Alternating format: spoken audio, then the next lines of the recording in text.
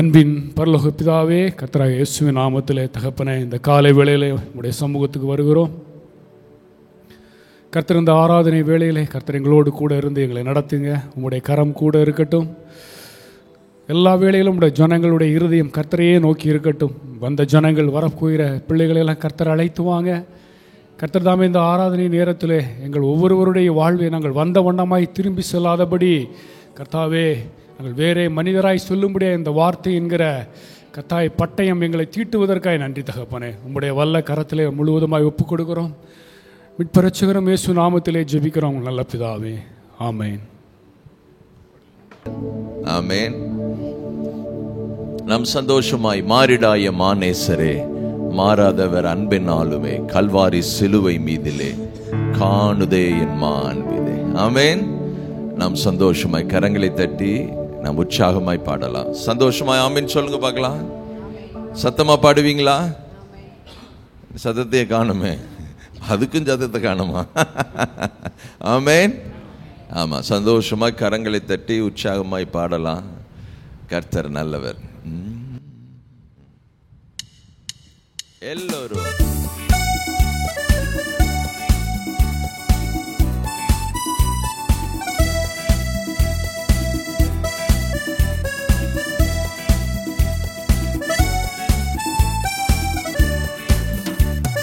மாறிடாய மானேசரே, ஆஹா மாறாதவர் அன்பென் நாளுமே கல்வாரி சிலுவை மீதிலே காணுதையும் அன்பிதே.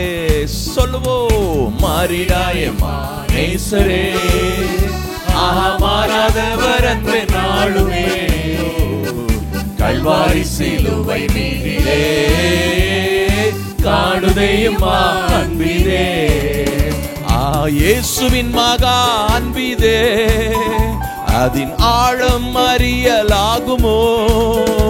இதற்கிணை ஏதும் வேறில்லையே, இணை ஏதும் வேறில்லையே. இயேசுவின் மகா அன்பிதே, அதன் ஆழம் அறியலாகுமோ? இதற்கிணை ஏதும் வேறில்லையே, இணை ஏதும் வேறில்லையே. எல்லோரும் கரங்களை தட்டி சத்தமாய் பாடி கர்த்தரை மகிமைப்படுத்துவோம்.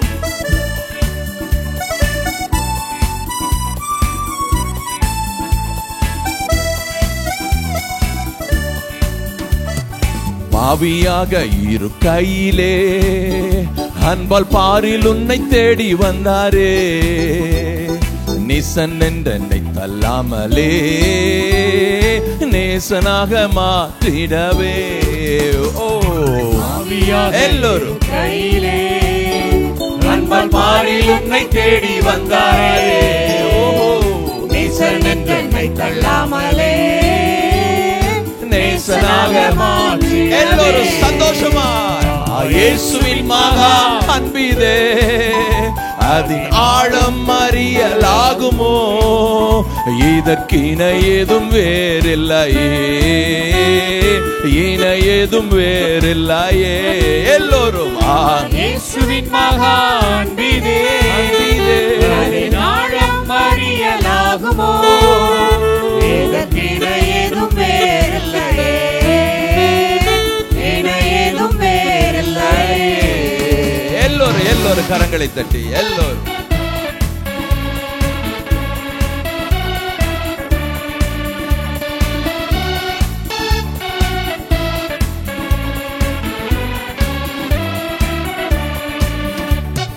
உள்ளத்தால் அவரை தள்ளினும் தம் உள்ளம் போல நேசித்ததினா அல்லல் யாவும் அகற்றிடவே ஆதிதேவன் பலியானாரே. சொல்லலாமே, உள்ளத்தால் அவரை தள்ளினோம், உள்ளம் போல நேசித்ததினா அல்லல் யாவும் அகற்றிடவே ஆதிதேவன் பலியானாரே. சத்தமா இயேசுவின் மகா அன்பிதே, அதன் ஆழம் அறியலாகுமோ?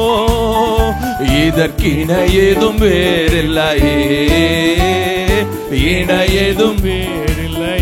எல்லோரும் இயேசுவின் மகா அன்பிதே அதின் ஆழம் அறியலாகுமோ, இதற்கு இணையதும் வேறில்லையே, இணையதும் வேறில்லையே.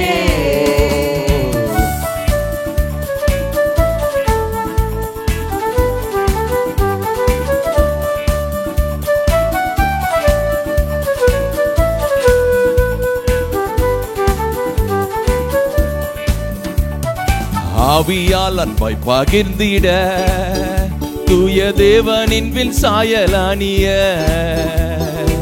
ஆவியாலே அன்பை சோரிந்தார் ஆவலாய் அவரை சந்திக்க. எல்லோரும் ஆவியால் அன்பை பகிர்ந்திட எல்லோரும் கரங்களை தட்டி உற்சாகமாய் தேவனின் வில் சாயலானிய ஆவியாலே அன்பை சோரிந்தார் ஆவலாய் அவரை சந்திக்க. எல்லோரும் சேர்ந்து சந்தோஷமாய் இயேசுவின் மகா அன்பிதே அதின் ஆழம் அறியலாகுமோ, இதற்கு இணையதும் வேறில்லையே,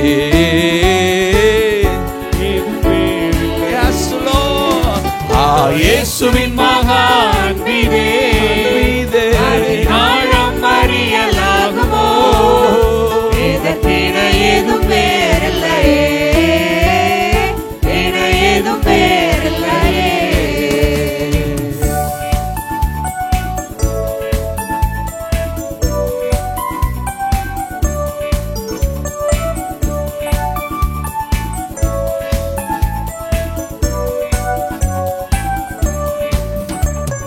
நியாய விதி தினம் அதிலே நீயும் நீளையாகும் தைரியம் பெறவே பூரணமாய் அன்பு பெருக புண்ணியரின் அன்பு வளதே. சொல்லலாமே நியாய விதி தினமதிலே நீயும் நிலையாகும் தைரியம் பெறவே பூரணமாய் அன்பு பெருக புண்ணியரின் அன்பு வல்லதே. இயேசுவின் மகா அன்பிதே அதின் ஆழம் அறியலாகுமோ, இதற்கு இணையதும் வேறில்லையே, இணையதும் வேறில்லையே. இயேசுவின் மகா அன்பிதே அதின் ஆழம் அறியலாகுமோ, இதற்கு இணையதும் வேறில்லையே, இணையதும் வேறில்லையே. எல்லோரும் பயம் அதை நீக்கிடுமே, யாரும் பாரினிலை சகித்திடுமே. ஆமென்.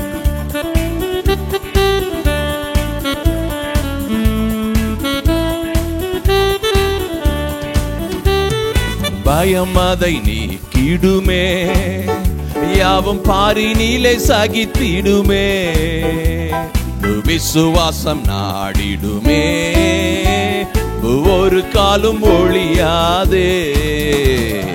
பயம் அதை நீக்கிடுமே, யாவும் பாரினிலே சகித்திடுமே, அது விசுவாசம் நாடிடுமே, அன்பு ஒரு காலும் ஒழியாதே. எல்லோரும் இயேசுவின் மகா அன்பிலே ஆழம் அறியலாகுமோ, இதற்கு இணையதும் வேறில்லையே, இணையதும் வேறில்லையே. எல்லோரும் சேர்ந்து இயேசுவின் மகா அன்பிலே அதின் ஆழம் அறியலாகுமோ, இதற்கு இணையதும் வேறில்லையே, இணையதும் வேறில்லையே. மாறிடா எம்மானேசரே மாறாதவர் அன்பன் நாளுமே, கல்வாரி சிலுவை மீதிலே காணுதை மாண்பிலே. சொல்லலாமே எல்லோரும் மாறாதவர் அன்பன் நாளுமே, கல்வாரி சிலுவை மீதிலே காணுதையும் அன்பிதே. இயேசுவின் மகா அன்பிதே அதின் ஆழம் அறியலாகுமோ, இதற்கிணை ஏதும் வேறில்லையே, இணை ஏதும் வேறில்லை. சொல்லலாம் ஒரு முறை எல்லோரும். இயேசுவின் மகா அன்பிலே அதினாழம் அறியலாகுமோ, இதற்கென ஏதும் வேறில்லையே, இணை ஏதும். எல்லோரும் கரங்களை தட்டி சொல்லலாமே. இயேசுவின் மகா அன்பிலே அதினாழம் அறியலாகுமோ, இதற்கிணை ஏதும் வேறில்லையே, இணை ஏதும் வேறில்லையே. இயேசுவே உந்தன் மாசில்லா ரத்தம் எந்தனுக்காக சிந்தினதே, கோரப்பாடுகள் யாவும் சகித்தீ அத்தனையும் எனக்காக.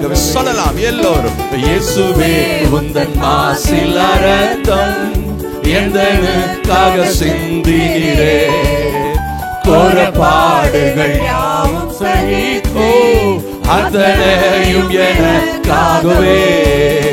மாபாவியம் என்னை நினைக்க மன்னான நானே மாத்திரமையா, மாபாவியம் என்னை நினைக்க மன்னான நானே மாத்திரமையா. தேவதூதரிலும் மகிபனா என்னை மாற்றின அன்பை துதிப்பேன். சொல்லலாமே. தேவதூதரிலும் மகிபனா என்னை மாற்றின அன்பை துதிப்பேன். எல்லோரும் கரங்களை தட்டி எல்லோரும்.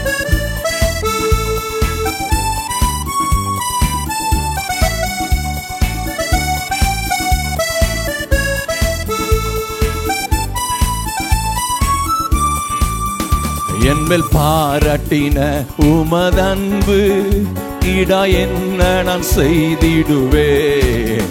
நரகாக்கினையில் நின்று மீட்ட சுத்த கிருபையை நித்தம் பாடுவேன். சொல்லலாமே. என்மேல் பாராட்டி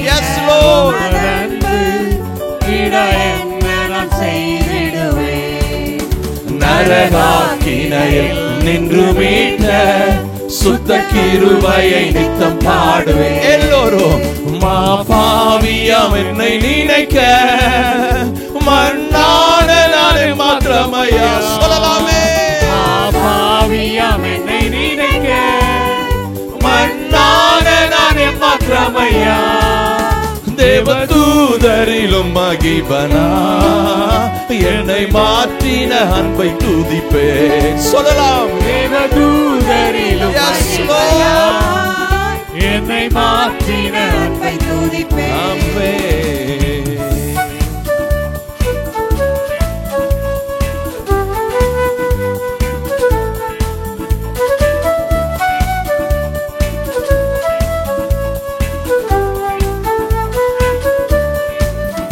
எந்தன் பாவங்கள் பார சுமை போ தாங்க கூடாத மாபாரமே, மன்னிக்கும் தயை பெருத்த என் தேவா, மன்னித்தும் மறந்தும் தள்ளி நீர். சொல்லுவோம்.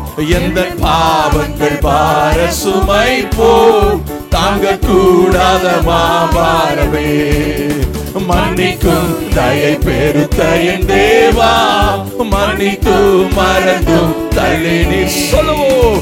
மாபாவியம் என்னை நினைக்க மன்னான நானே மாத்திரமையா. மாபாவியம் என்னை நினைக்க மன்னான நானே மாத்திரமையா. தேவதூதரிலும் மகிபனா என்னை மாற்றின அன்பை துதிப்பேன். சொல்லுவோம். தேவதூதரிலும் மகிபனா என்னை மாற்றின அன்பை துதிப்பேன்.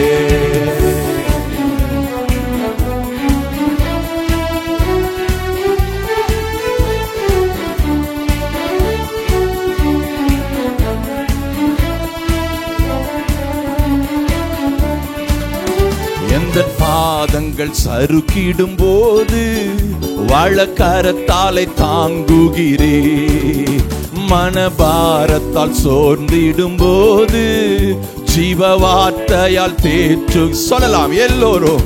எந்த பாதங்கள் சறுக்கிடும் போது வலக்கரத்தாலே தாங்குகிறேன். மனபாரத்தால் சோர்ந்திடும் போது ஜீவ வார்த்தையால் எல்லோரும் சேர்ந்து சொல்லுவோம். பாவியாம் நினைக்க மன்னான நானே மாத்திரமையா. பாவியாம் என்னை நினைக்க மன்னான நானே மாத்திரமையா. தேவதூதரிலும் மகிபனா என்னை மாற்றின அன்பை துதிப்பேன். சொல்லுவோம். தேவதூதரிலும் மகிபனா என்னை மாற்றின அன்பை துதிப்பேன்.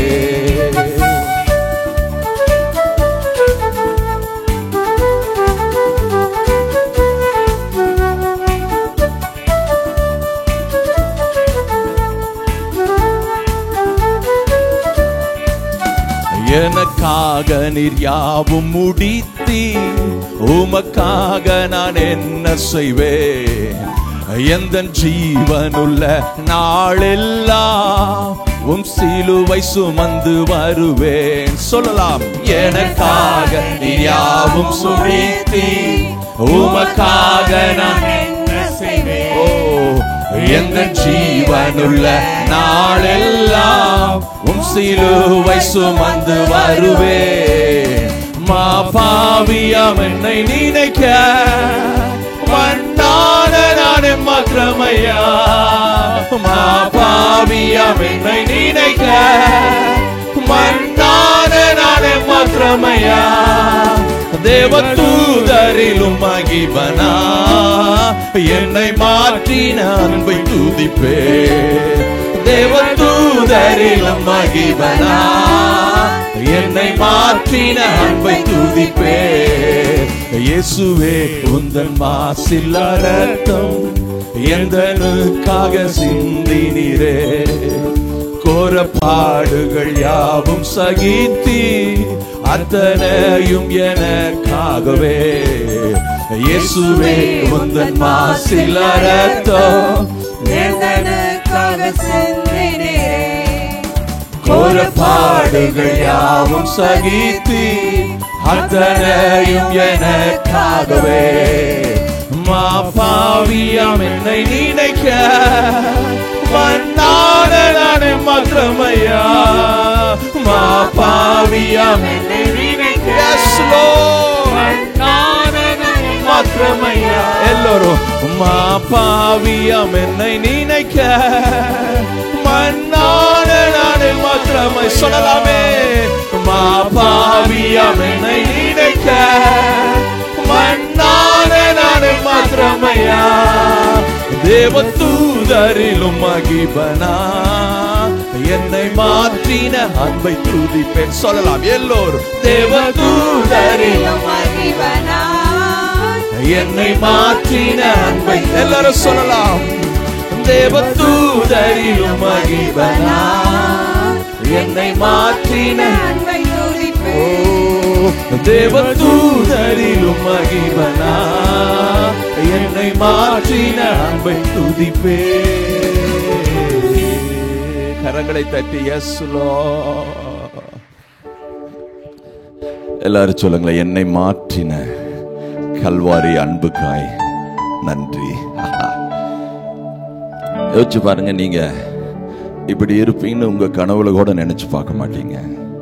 உங்க வாழ்வில் வந்த போராட்டங்களுக்கும் உங்க வாழ்வில் வந்த சதிகளுக்கும் சத்துரு வைத்த கன்னிகைகளுக்கும் இன்றைக்கு நம்ம தப்பி பிழைச்சு உயிரோடு இருக்கணும் அப்படின்னு சொல்லுச்சுன்னா மெய்யாலுமே வாய்ப்பே இல்லை. 1% கூட வாய்ப்பு இல்லை.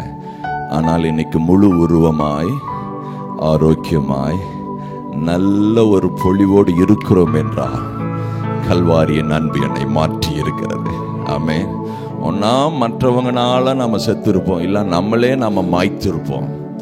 இது ஏதோ ஒரு விபத்தோ நாசமோசமோ அழிவோ வந்து நம்மளை சூறையாடிட்டு போயிருக்கிறோம். ஆனால் ஒரு கடுகளவு கூட நம்மை பாதிக்காதபடி கர்த்தர் தம்முடைய கல்வாரியின் நிழலில் அன்பில் வைத்து நம்மளை பாதுகாத்து நம்மளுக்கு தேவையான எல்லா நன்மைகளையும் செய்து நாம் அனுபவிக்க வேண்டிய எல்லா தீமைகளையும் நாசமோசத்தையும் அவர் ஏற்றுக்கொண்டு நம்மளை வாழ வைத்தேன் என்று வாக்கு பண்ணினாரே, அதை நம்பினோம். பார்த்தீங்களா, அங்கேயே நம்முடைய மாற்றம் உருவாகிவிட்டது.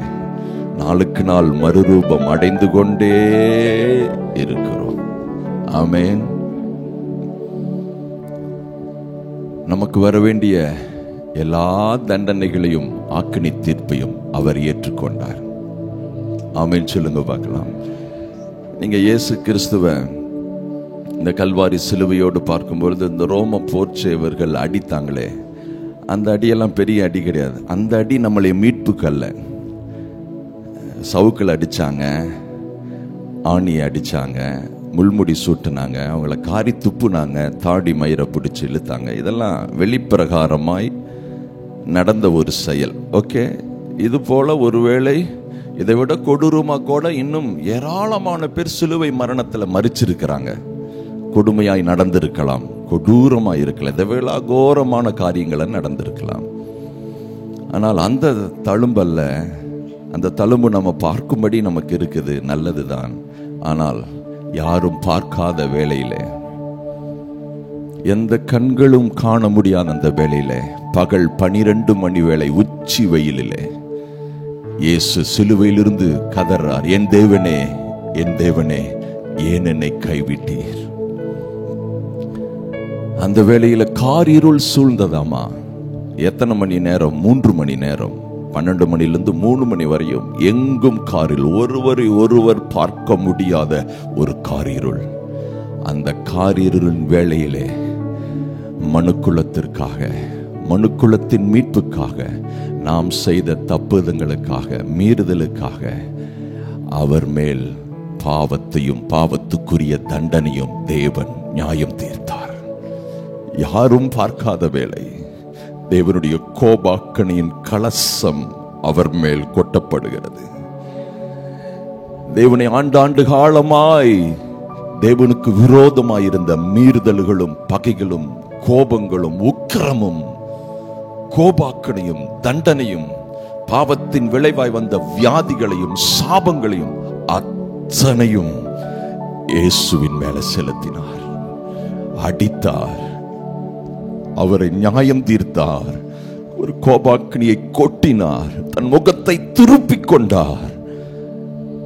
அவர் எல்லாவற்றையும் காந்தம் போல உறிஞ்சு கொண்டார். எந்த மனிதனும் அனுபவிக்கவே முடியாத அகோரம், அந்த கொடூரத்தை கல்வாரி சிலுவிலே உயிரோடு இருக்கும் பொழுது நமக்காக அந்த பாடுகளை ஏற்றுக்கொண்டார். உயிரோடு நாம் நரகத்தில் இருக்கணும், நித்திய நித்தியமா அந்த நரகத்தை கூட அவர் ருசி பார்த்தார் நமக்காக. ஏன் நாம் அங்கு போகக்கூடாது என்பதற்காக.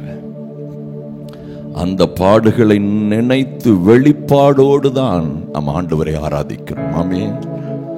இன்றைக்கு நாம் நன்றாய் இருக்கிறோம் என்றால் அதுதான் காரணம். பாருங்க, வெளிப்பிரகாரமான ரோம அடிச்சாங்க, அதை காட்டிலும் கொடூரமான துன்பங்களை எல்லாம் நம்ம வாழுகிற காலகட்டத்தில் எத்தனையோ பரிசுத்தவான்கள் சந்திச்சு கொண்டிருக்கிறாங்க, சகித்து கொண்டிருக்கிறாங்க. ரிச்சர்ட் உம்ராண்டுங்கிற அந்த ஒரு மனிதருடைய புத்தகத்தை வாட்சி பாருங்க. நம்மளாலலாம் அதை படிச்சுட்டு தூங்க முடியாது. அவர் பண்ணின உபத்திரவம் அது ஏதோ ஒரு சில மணி நேரம் அல்ல, எவ்வளையோ வருஷங்கள் அவனை உருக்குலைச்சிட்டாங்க. உயிரோட மட்டும் வச்சிருக்கிறாங்க, மீதி எல்லாம் உருக்குலைச்சிட்டாங்க. அவருடைய பாடுகள் மரணங்கள் எல்லாம் சரீரம் எல்லாமே கிறிஸ்துவுக்காக. ஆனா அதை காட்டிலும் மேன்மையான, அதை காட்டிலும் மிக மிக கொடூரமான பாடுகளை கல்வாரி சிலுவையில் இயேசு அந்த இருட்டில, யாரும் பார்க்காத அந்த காரிருளை நமக்காக ஏற்றுக்கொண்டார். ஆமென். அந்த பாடுகளின் நிமித்தம் தான் நமக்கு ஒரு மாற்றம் வந்திருக்கிறது. அதை நாம் விசுவாசிக்கிறோம். இயேசு இன்றைக்கு நம்மளை நேச முகத்தோடு பார்க்கிறார், என்னை சிரிச்ச முகத்தோடு பார்க்கிறார் என்பதற்கு ஒரே ஒரு காரணம், அவர் என்னுடைய பாடுகளை ஏற்றுக்கொண்டார். எனக்கு பதிலாளாய் நான் மரிக்க வேண்டிய இடத்தில் அவர் மரித்தார். எத்தனை பேர் ஆமென் சொல்றீங்க? இந்த வெளிச்சத்தோடு நாம் கர்த்தரை ஆராதிக்கலாம். ஆமென். நம்ம எல்லாரும் எழுந்து நிற்கலாமே, நம்ம எல்லாரும் எழுந்து நிற்கலாம், நம் கர்த்தரை ஸ்தோத்திரிக்கலாம். நன்றி.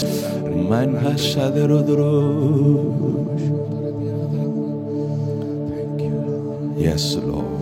Thank you, Jesus, Lord. உள்ளத்தின் ஆழத்திலிருந்து நம்ம இருக்கிற இடங்களில கிறிஸ்துவை நோக்கி பார்த்து, அந்த சிலுவையை நோக்கி பார்த்து, இயேசு கிறிஸ்து நாம் இருக்க வேண்டிய இடத்தில் அவர் அடிக்கப்பட்டதை, அவர் நொறுக்கப்பட்டதை, அவர் காயப்பட்டதை நினைத்து பார்த்து நன்றி என்று சொல்லலாமா? ஹல்லேலூயா, ஹல்லேலூயா, ஹல்லேலூயா, ஹல்லேலூயா, ஹல்லேலூயா, ஹல்லேலூயா, ஹல்லேலூயா. இன்று நாம் அடிக்கப்பட வேண்டியதில்லை, இன்று நாம் துன்பப்பட வேண்டியதில்லை, இன்று நாம் அந்த வேதனையை அனுபவிக்க வேண்டியதில்லை. ஏற்கனவே கிறிஸ்து எனக்காக உங்களுக்காக அந்த சிலுவையில வேதனைய, அந்த பாடுகளை, அந்த துன்பத்தை, அந்த துக்கத்தை, அந்த வியாதிய, அந்த கொடூரத்தை, அந்த உக்கிரத்தை, அந்த கோபாக்கினியை அவர் ஏற்றுக்கொண்டார். அவர் ஏற்றுக்கொண்டார். இன்றைக்கு நாம் விடுதலையாக்கப்பட்டிருக்கிறோம், சுகமாக்கப்பட்டிருக்கிறோம், ஆசீர்வதிக்கப்பட்டிருக்கிறோம், நன்மைகளால் நிரப்பப்பட்டிருக்கிறோம். கர்த்தர் நல்லவர், எவ்வளவு நல்லவர் அவர், எவ்வளவு நல்லவர், எவ்வளவு நல்லவர் அவர், எவ்வளவு நல்லவர், எவ்வளவு நல்லவர். நான் அடிக்கப்பட வேண்டிய இடத்துல தன்னுடைய சொந்த குமாரனையே பலியாக கொடுத்த அந்த ஆண்டவர் எவ்வளவு நல்லவர், எவ்வளவு நல்லவர். ஹல்லேலூயா, ஹல்லேலூயா, ஹல்லேலூயா. இயேசு என்று ஒருவர் மாத்திரம் இல்லாமல் இருந்திருந்தால் எனக்கு இந்த ரட்சிப்பு இல்லை, எனக்கு விடுதலை இல்லை, இந்த சாபத்திலிருந்து விடுதலை இல்லை, இந்த வியாதியிலிருந்து விடுதலை இல்லை. ஓ, எங்களுக்கு மீட்பு இல்லை. ஓ, அந்த ரத்தம் மீட்பின் ரத்தம், இயேசு கிறிஸ்து சிலுவையில் சிந்தின அந்த ரத்தம் நம்முடைய மீட்பின் ரத்தம், நம்முடைய மீட்பின் ரத்தம். நமக்கு ரட்சிப்பு உண்டாகும்படியாக சிலுவையில் இயேசு கிறிஸ்து சிந்தின அந்த ரத்தத்தை உயர்த்தி, அந்த ரத்தத்தினால் நாம் விடுதலையாக்கப்பட்டிருக்கிறதை உயர்த்தி ஆண்டவருக்கு நன்றி சொல்லலாம். நன்றி ஆண்டவரே, நன்றி, நன்றி, நன்றி. காளை, வெள்ளாட்டுக்கடா இவைகளுடைய ரத்தத்தினால அல்ல, அல்ல, தீட்டுப்பட்ட கடாரியின் சாம்பலினால அல்ல, சாம்பலினால் அல்ல, ஆட்டுக்குட்டியின் ரத்தத்தினால் அல்ல, வெள்ளாட்டுக்கடாவின் ரத்தத்தினால் அல்ல, காளையின் ரத்தத்தினால் அல்ல, இயேசு கிறிஸ்து என்கிற தேவகுமாரனுடைய ரத்தத்தினாலே நாம் மீட்கப்பட்டிருக்கிறோம், மீட்கப்பட்டிருக்கிறோம். அந்த ரத்தம், ஹல்லேலூயா, ஹல்லேலூயா. செத்த கிரியைகள் அற நம்முடைய மனசாட்சியை சுத்திகரிப்பது எவ்வளவு நிச்சயம். நித்திய ஆவியினாலே தம்மை தாமே பழுதற்ற பலியாக ஒப்பு கொடுத்த தேவகுமாரனுடைய ரத்தம், கிறிஸ்துவின் ரத்தம், தேவனுக்கு ஊழியம் செய்வதற்கு செத்த கிரியைகள் அற நம்முடைய மனசாட்சியை சுத்திகரிப்பது எவ்வளவு நிச்சயம், நிச்சயம், அது நிச்சயம். குற்ற உணர்வோடு இந்த சமூகத்தில் நீங்க நிற்க வேண்டிய அவசியம் இல்லை. ஆமீன். குற்ற மனசாட்சியோடு நீங்க தேவனுக்கு முன்பாக நிற்க வேண்டிய அவசியம் இல்லை. இயேசுவின் ரத்தத்தை ஏந்தி, ஓ ஹல்லேலூயா, ஹல்லேலூயா, அவருடைய சமூகத்தில் வந்து நின்று அப்பா என்று சொல்லும்படியாய், ஓ அப்பா என்று அழைக்கும்படியாக அந்த கிருபை, அந்த பாக்கியம், அந்த ஸ்லாக்கியம் பிதா கிறிஸ்துவின் ரத்தத்தின் மூலமாக நமக்கு கொடுத்திருக்கிறாரே. அதற்காக நன்றி செலுத்தலாம், நன்றி செலுத்தலாம். ஆபேலுடைய ரத்தம், ஆபேலுடைய ரத்தம் நியாய தீர்ப்பு செய்ய வேண்டும் என்று பேசினது, தண்டனை கொடுக்க வேண்டும் என்று பேசினது. ஆனால் இயேசு கிறிஸ்துவின் ரத்தம் இன்று நமக்காக நன்மை செய்ய வேண்டும் என்று, மன்னிக்க வேண்டும் என்று, ஓ நம்மை நமக்காக பரிந்து பேசிக் கொண்டிருக்கிறது. ஹல்லேலூயா, ஹல்லேலூயா, ஹல்லேலூயா. நன்றி ஆண்டவரே, நன்றி இயேசப்பா. Thank you Lord. எனக்காக தண்டிக்கப்பட்டீரே, அதனால் நான் மன்னிக்கப்பட்டேன். எனக்காக தண்டிக்கப்பட்டீரே, அதனால் நான் மன்னிக்கப்பட்டேன். எனக்காக காயம் பட்டீரே, அதனால் நான் சுகம் பெற்றுக்கொண்டே. ஓ, எனக்காக காயம் பட்டீரே, அதனால் நான் சுகம் பெற்று. கரங்களை உயர்த்தி சொல்லலாமே. ஆராதனை ஓ ஆராதனை ஆயுளெல்லாம் ஆராதனை ஆராதனை ஆராதனை ஆயுளெல்லாம் ஆராதனை பாவங்கள் சுமந்ததனா நான் நீதிமானாய் மாற்றப்பட்டே என் பாவங்கள் சுமந்ததனா நான் நீதிமானாய் மாற்றப்பட்டே மரணத்தை ஏற்றுக்கொண்டதா நித்திய ஜீவனை பெற்றுக்கொண்டேனையா. எஸ் லார்ட், நீர் மரணத்தை ஏற்றுக்கொண்டதா நித்திய ஜீவனை பெற்றுக்கொண்டேனையா. ஆராதனை எஸ் லார்ட் ஆராதனை ஆயுளெல்லாம் ஆராதனை ஆராதனை ஆராதனை ஆயுளெல்லாம் ஆராதனை எனக்காக புறக்கணிக்கப்பட்டீ அதனால் நான் ஏற்றுக்கொள்ளப்பட்டேன். சொல்லலாமே, எனக்காக புறக்கணிக்கப்பட்டீ அதனால் நான் ஏற்றுக்கொள்ளப்பட்டேன். எனக்காக அவமானம் அடைந்து உம் மகிமையிலே பங்கு பெறச் செய்தி எனக்காக அவமானம் அடைந்து உம் மகிமையிலே பங்கு பெறச் செய்தி. ஆராதனையோ ஆராதனை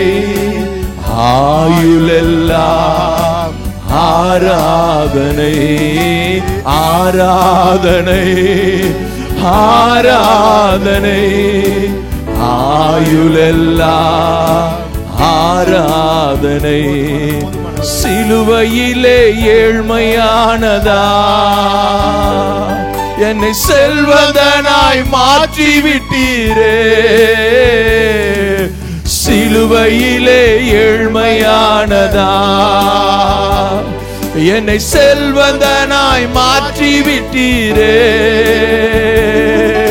சாபங்களை சுமந்து கொண்டதா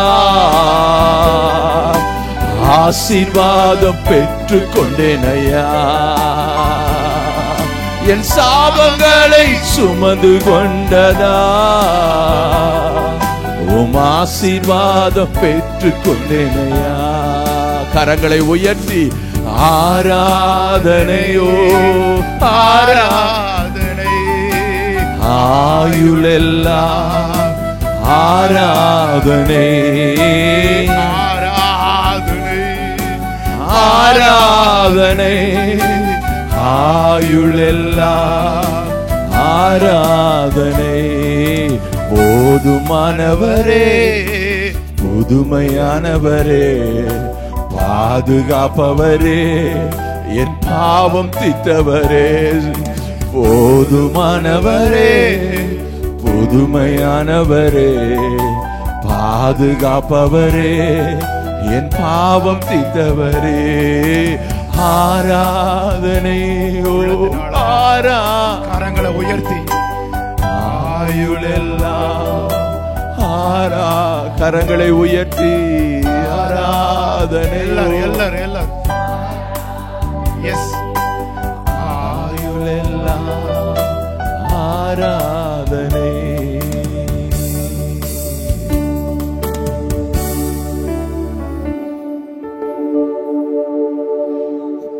அவர் நமக்கு போதுமானவர். அவர் நமக்கு போதுமானவர். எல்லா உறவுகளை காட்டிலும், எல்லா நன்மைகளை காட்டிலும், எல்லா செல்வங்களை காட்டிலும், எல்லா ஆசீர்வாதங்களை காட்டிலும் எல்லா மனிதரை காட்டிலும் அவர் நமக்கு போதுமானவர்.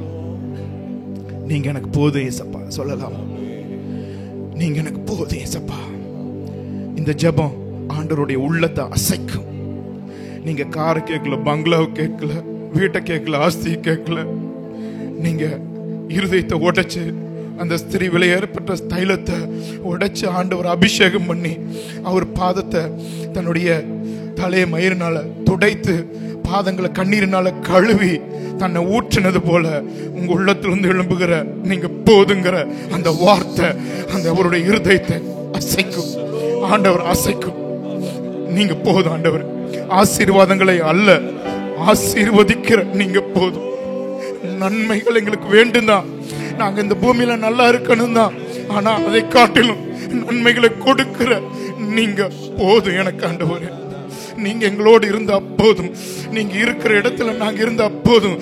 அதுதான் பரலோகம். உங்களை விட்டு பிரிஞ்சா அதுதான் நரகம். உங்களோடு கூட இருக்கிற அந்த மகிமையின் வாழ்வு, உங்களோடு கூட இருக்கிற அந்த மேன்மையின் வாழ்வு, உங்களோடு கூட இருக்கிற ஆசீர்வாதமான அந்த வாழ்வு, அந்த பரலோக வாழ்வு எங்களுக்கு போதும் ஆண்டவரே. நீங்க எங்க இருக்கிறீங்களோ அந்த இடம் தான் எங்களுடைய சொர்க்கம் ஆண்டவரே. நீங்க எங்க இருக்கிறீங்களோ அதுதான் எங்களுடைய அப்பா, எங்களுடைய இருப்பிடம் ஆண்டவரே, எங்களுடைய வாசஸ்தலம். 1000 நாளை பார்க்கலாம் உங்களுடைய பிரகாரங்களில் வாசமாயிருக்கும். ஒரு நாள் நல்லது என்று அனுபவித்து சொல்லுகிறோம் அப்பா. வேண்டி விரும்பி சொல்லுகிறோம். நீங்க போதும் ஆண்டவரே, நீங்க போதும் இயேசப்பா. எல்லா செல்வங்களை காட்டிலும், எல்லா சுகங்களை காட்டிலும், எல்லா நன்மைகளை காட்டிலும், எல்லா மேன்மைகளை காட்டிலும், எல்லா உறவுகளை காட்டிலும், எல்லா ஐஸ்வர்யங்களை காட்டிலும், எல்லா விதமான செழிப்பை காட்டிலும் நீர் போதும் ஆண்டவரே. நீர் போதும். எங்களுக்காக சிலுவையில தன்னையே பலியாக கொடுத்த நீங்க போதும் இயேசப்பா. ஜீவனையே கொடுத்த நீங்க போதும். உங்களை மாதிரி யாரும் எங்களை இந்த பூமியில நேசிக்க முடியாது ஆண்டவரே. உங்களை மாதிரி யாரும் எங்களை நேசிக்க முடியாது. மனதார ஆண்டவருக்கு நன்றி சொல்லி நீங்க போதும், நீங்க போதும் ஆண்டவரே. நன்றி. Thank you Lord, thank you Jesus. ஒரே ஒரு காரியத்தை தியானிச்சு இந்த ஆராதனையை முடிக்க போகிறோம். பாஸ்டர் ஆராதிக்கும் பொழுது இந்த பாடலை பாடி முடிக்கும் பொழுது சொன்னார், உங்களுக்கு ஞாபகம் இருக்கும், கிறிஸ்து சிலுவையில எவ்வளவாய் பாதிக்கப்பட்டார், அவர் அடிக்கப்பட்டார் என்பதையெல்லாம் நாம் தியானிச்சோம். அப்பொழுது பாஸ்டர் ஒரு காரியத்தை சொன்னது உங்களுக்கு ஞாபகப்படுத்த விரும்புகிறேன். தேவனுடைய கோபாக்கினியின் கலசம் கிறிஸ்துவின் மேல் ஊற்றப்பட்டது. பூமியை காரிருள் மூடினது, அந்தகாரம் மூடினது. பிதாவாகிய தேவன் தன்னுடைய முகத்தை திருப்பிக் கொண்டார், கிறிஸ்துவை விட்டு திருப்பிக் கொண்டார். அப்பொழுது அவர் கதறினதுதான், என் தேவனே, என் தேவனே, ஏன் என்னை கைவிட்டீர் என்று. அவர் கிறிஸ்துவை, பிதாவாகிய தேவன் கிறிஸ்துவை கைவிடுவதற்கான ஒரே காரணம் என்ன தெரியுமா? ஒரே காரணம் என்ன தெரியுமா? உங்களையும் என்னையும் ஏற்றுக்கொள்ளும்படியாக, சேர்த்துக் கொள்ளும்படியாக அவர் தன் சொந்த குமாரனை கைவிட்டார். இன்னொன்று காரியம், அவர் தன்னுடைய முகத்தை கிறிஸ்துவை விட்டு திருப்பினார். அதனாலதான் அவர் என் தேவனே, என் தேவனே, என்னை கைவிட்டீர் என்று கதறினார். அவர் கிறிஸ்துவை விட்டு தன்னுடைய முகத்தை திருப்ப காரணம் என்ன தெரியுமா? உங்களுக்கு நேராக அந்த முகத்தை திருப்பும்படியாக. பாவத்துல, சாபத்துல, வியாதியில, துக்கத்துல, தரித்திரத்துல, பரம்பரை சாபங்கள்ல அடிக்கப்பட்டிருந்த, உடைக்கப்பட்டிருந்த உங்களை மீட்டுக் கொள்ளும்படியாக, உங்களை உயர்த்தும்படியாக, உங்களை ஆசீர்வதிக்கும்படியாக அவர் உங்களுக்கு நேராக தன்னுடைய முகத்தை திருப்பினார். அதனாலதான் ஆரோனும் அவன் குமாரரும் இஸ்ரவேல் புத்திரரை பார்த்து ஆசீர்வதிக்கும் பொழுது, கர்த்தர் உன்னை ஆசீர்வதித்து காக்க கடவர், கர்த்தர் தம்முடைய முகத்தை உன்மேல் பிரகாசிக்க பண்ணி உன்மேல் கிருபையா இருக்க கடவர், கர்த்தர் தம்முடைய முகத்தை உன்மேல் பிரசன்னமாக்கி உனக்கு சமாதானம், ஷாலோம் என்ற சமாதானம் அறிவை கடந்த எந்த மனுஷர்களாலும் புரிந்து கொள்ள முடியாத அந்த சமாதானத்தை உனக்கு கட்டளையிட கடவர் என்ற வார்த்தையை சொன்னார். ஹல்லேலூயா, ஹல்லேலூயா. இப்பொழுது தேவனுடைய முகம் உங்களுக்கு சமாதானத்தை கொடுக்கும்படியாக, உங்களை ஆசீர்வதிக்கும்படியாக, உங்களை காத்துக்கொள்ளும்படியாக, உங்கள் மேல் கிருபையாய் இருக்கும்படியாக, உங்களுக்கு நன்மை செய்யும்படியாக உங்கள் மேல் பிரசன்னமாய் இருக்கிறது, உங்களுக்கு நேராய் திருப்பப்பட்டிருக்கிறது. ஆமென். இருள் உங்கள் மேல் இல்லை, சத்துருவின் கோபாக்கனை உங்கள் மேல் இல்லை, தேவனுடைய கோபம் உங்கள் மேல் இல்லை. தேவனுடைய இரக்கம் நிறைந்த பார்வை, தேவனுடைய தயையுள்ள பார்வை, தேவனுடைய கிருபையுள்ள முகம் உங்களுக்கு நேராய், உங்கள் குடும்பத்துக்கு நேராய், உங்கள் சந்ததிக்கு நேராய், உங்கள் பிள்ளைகளுக்கு நேராய், உங்கள் தலைமுறைக்கு நேராய் தேவனுடைய தேவனுடைய தேவனுடைய தயையுள்ள, இரக்கமுள்ள, அன்புள்ள, கருணையுள்ள, ஆசீர்வதிக்கிற, நன்மை செய்கிற. ஹல்லேலூயா. Thank you Jesus. ஹல்லேலூயா. உங்களுக்கு நேராய் திருப்பப்பட்டிருக்கிறது, திருப்பப்பட்டிருக்கிறது. நீங்க நன்றி என்று மாத்திரம் சொல்லுங்க ஆண்டவரே, இது போதும் என்று சொல்லுங்க ஆண்டவரே. Thank you Lord, thank you Jesus. மனதார உமக்கு நன்றி இயேசப்பா, நன்றி. இப்பொழுது தேவனுடைய கோபாக்கனியின் முகம் அல்ல, தேவனுடைய இரக்கத்தின் முகம், அன்பின் முகம், நியாயந்திருக்கிற கரம் அல்ல, அணைக்கிற கரம், ஆசீர்வதிக்கிற. ஹல்லேலூயா. Rasantropia. Thank you Smarakana. Rekana tulibi. Ratadis Marekala. கட்டுகள் உடைக்கப்படுகிறது. Thank you Jesus. Hallelujah. நெடுங்காலம் பாழாய் கிடந்த இடங்களை கர்த்தர் இந்த நாளில் கட்டி எழுப்புகிறார். Hallelujah. நெடுங்காலமாய் உங்கள் வாழ்க்கையில கட்டப்படாத, தொடப்படாத இடங்கள், கட்டி எழுப்பப்படாத இடங்கள் ஆண்டவர் இந்த நாள் அட்டன் பண்ணுகிறார். கர்த்தர் இந்த நாள் அட்டன் பண்ணுகிறார். தேவனுடைய தூதர்கள், பணிவிடை ஆவிகள் புறப்படுகிறார்கள் உங்களுக்காக. ஹல்லேலூயா. Thank you Jesus. ஹல்லேலூயா. ஆவியானவருடைய விடுதலை கொடுக்கிறார். ஓ, அவருடைய வல்லமை, கர்த்தருடைய ஆவி எங்கேயோ அங்கே விடுதலை உண்டு. ஆவியானவர் இங்கே, இங்கே விடுதலை உண்டு, விடுதலை உண்டு. ஹல்லேலூயா. Thank you Jesus. நன்றி ஆண்டவரே. மனதார ஆண்டவருக்கு நன்றி செலுத்துங்க. இந்த நாள் விடுதலையின் நாள், இந்த நாள் ஆசீர்வாதத்தின் நாள், இந்த நாள் ரட்சிப்பின் நாள், இந்த நாள் மகிமையின் நாள், இந்த நாள் மேன்மையின் நாள், தேவனோடு நெருங்குகிற நாள், தேவனே நீர் எனக்கு போதும் என்கிற நாள். ஹல்லேலூயா. நன்றி. ஹல்லேலூயா.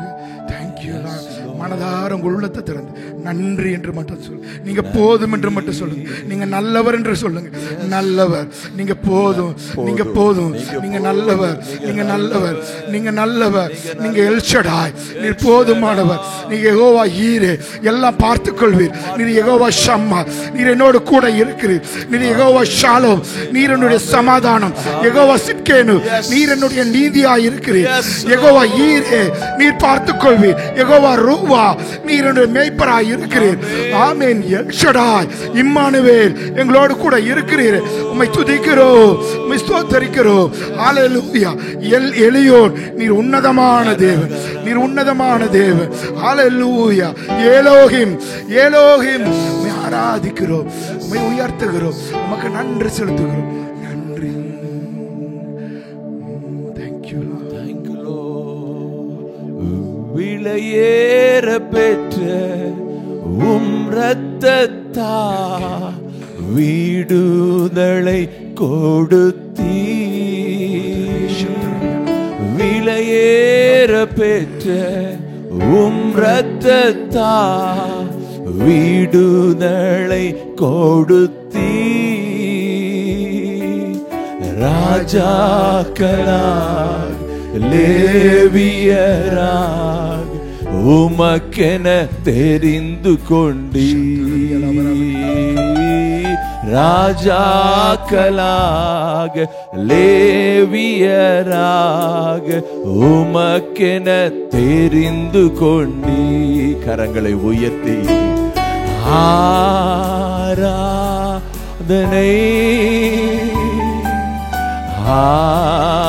ஆராதனை,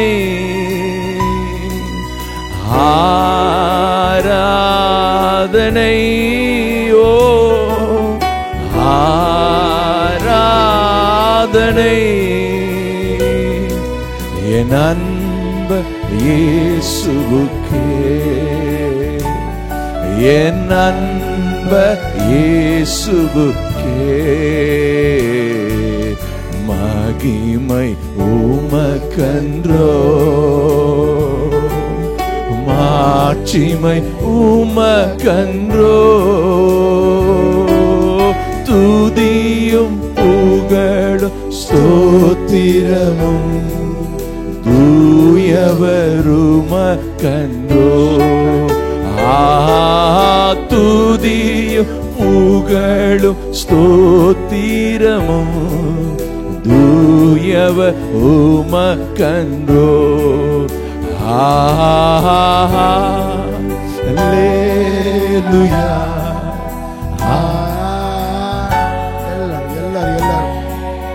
எஸ் லார்ட். மனதார தேவனை ஆராதிக்கிறோம். மகிமையின் தேவனவர். அல்லேலூயா. ஆராதனைக்குரியவர். அல்லேலூயா. அல்லேலூயா.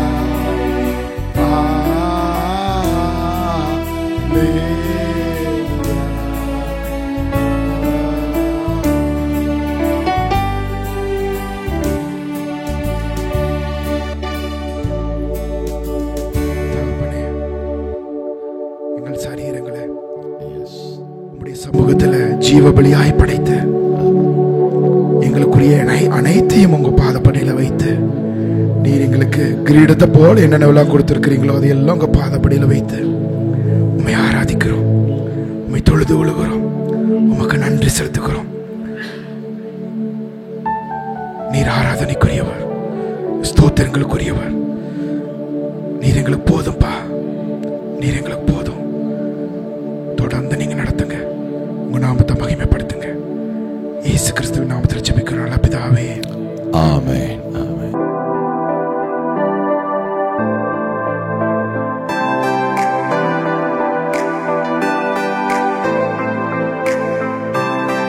எல்லாரும் சொல்லலாம், மனிதன் அப்பத்தினால் மாத்திரமல்ல, தேவனுடைய வாயிலிருந்து புறப்படுகிற ஒவ்வொரு வார்த்தையினால் பிழைப்பான். ஆமென். நாம் வேதத்தில் திருப்பிக் கொள்ளலாம். யாத்திராகமத்தின் புஸ்தகம் 12ஆம் அதிகாரம் 13வது வசனம். யாத்திராகமம் 12:13. நீங்கள் இருக்கும் வீடுகளில் அந்த இரத்தம் உங்களுக்காக அடையாளமாய் இருக்கும். அந்த இரத்தத்தை நான் கண்டு உங்களை கடந்து போவேன். நான் எகிப்து தேசத்தை அழிக்கும்போது அழிக்கும் வாதை உங்களுக்குள்ளே வராதிருக்கும். சத்தமா ஆமீன் சொல்லுங்க பார்க்கலாம். சத்தமா ஆமீன் சொல்லுங்க பார்க்கலாம். வேதத்தில் தேவனுடைய வல்லமைகள் பல விதத்தில் வெளிப்படுத்தப்பட்டிருக்கிறது. அவர் வார்த்தையின் வல்லமை, அவருடைய நாமத்தின் வல்லமை, அவருடைய கரத்தின் வல்லமை, அவருடைய வஸ்திரத்தின் வல்லமை, அவருடைய நிழலின் வல்லமை, சத்தியத்தின் வல்லமை, அதோடு இணைந்து வருகிறது அவருடைய இரத்தத்தின் வல்லமை. ஆமென். எல்லா வல்லமைகளையும் நாம் அனுபவிக்கணும் பாருங்க. ஒவ்வொரு வல்லமையும் ஒவ்வொரு விதத்தில் அப்படியே சிறந்து விளங்குகிறது.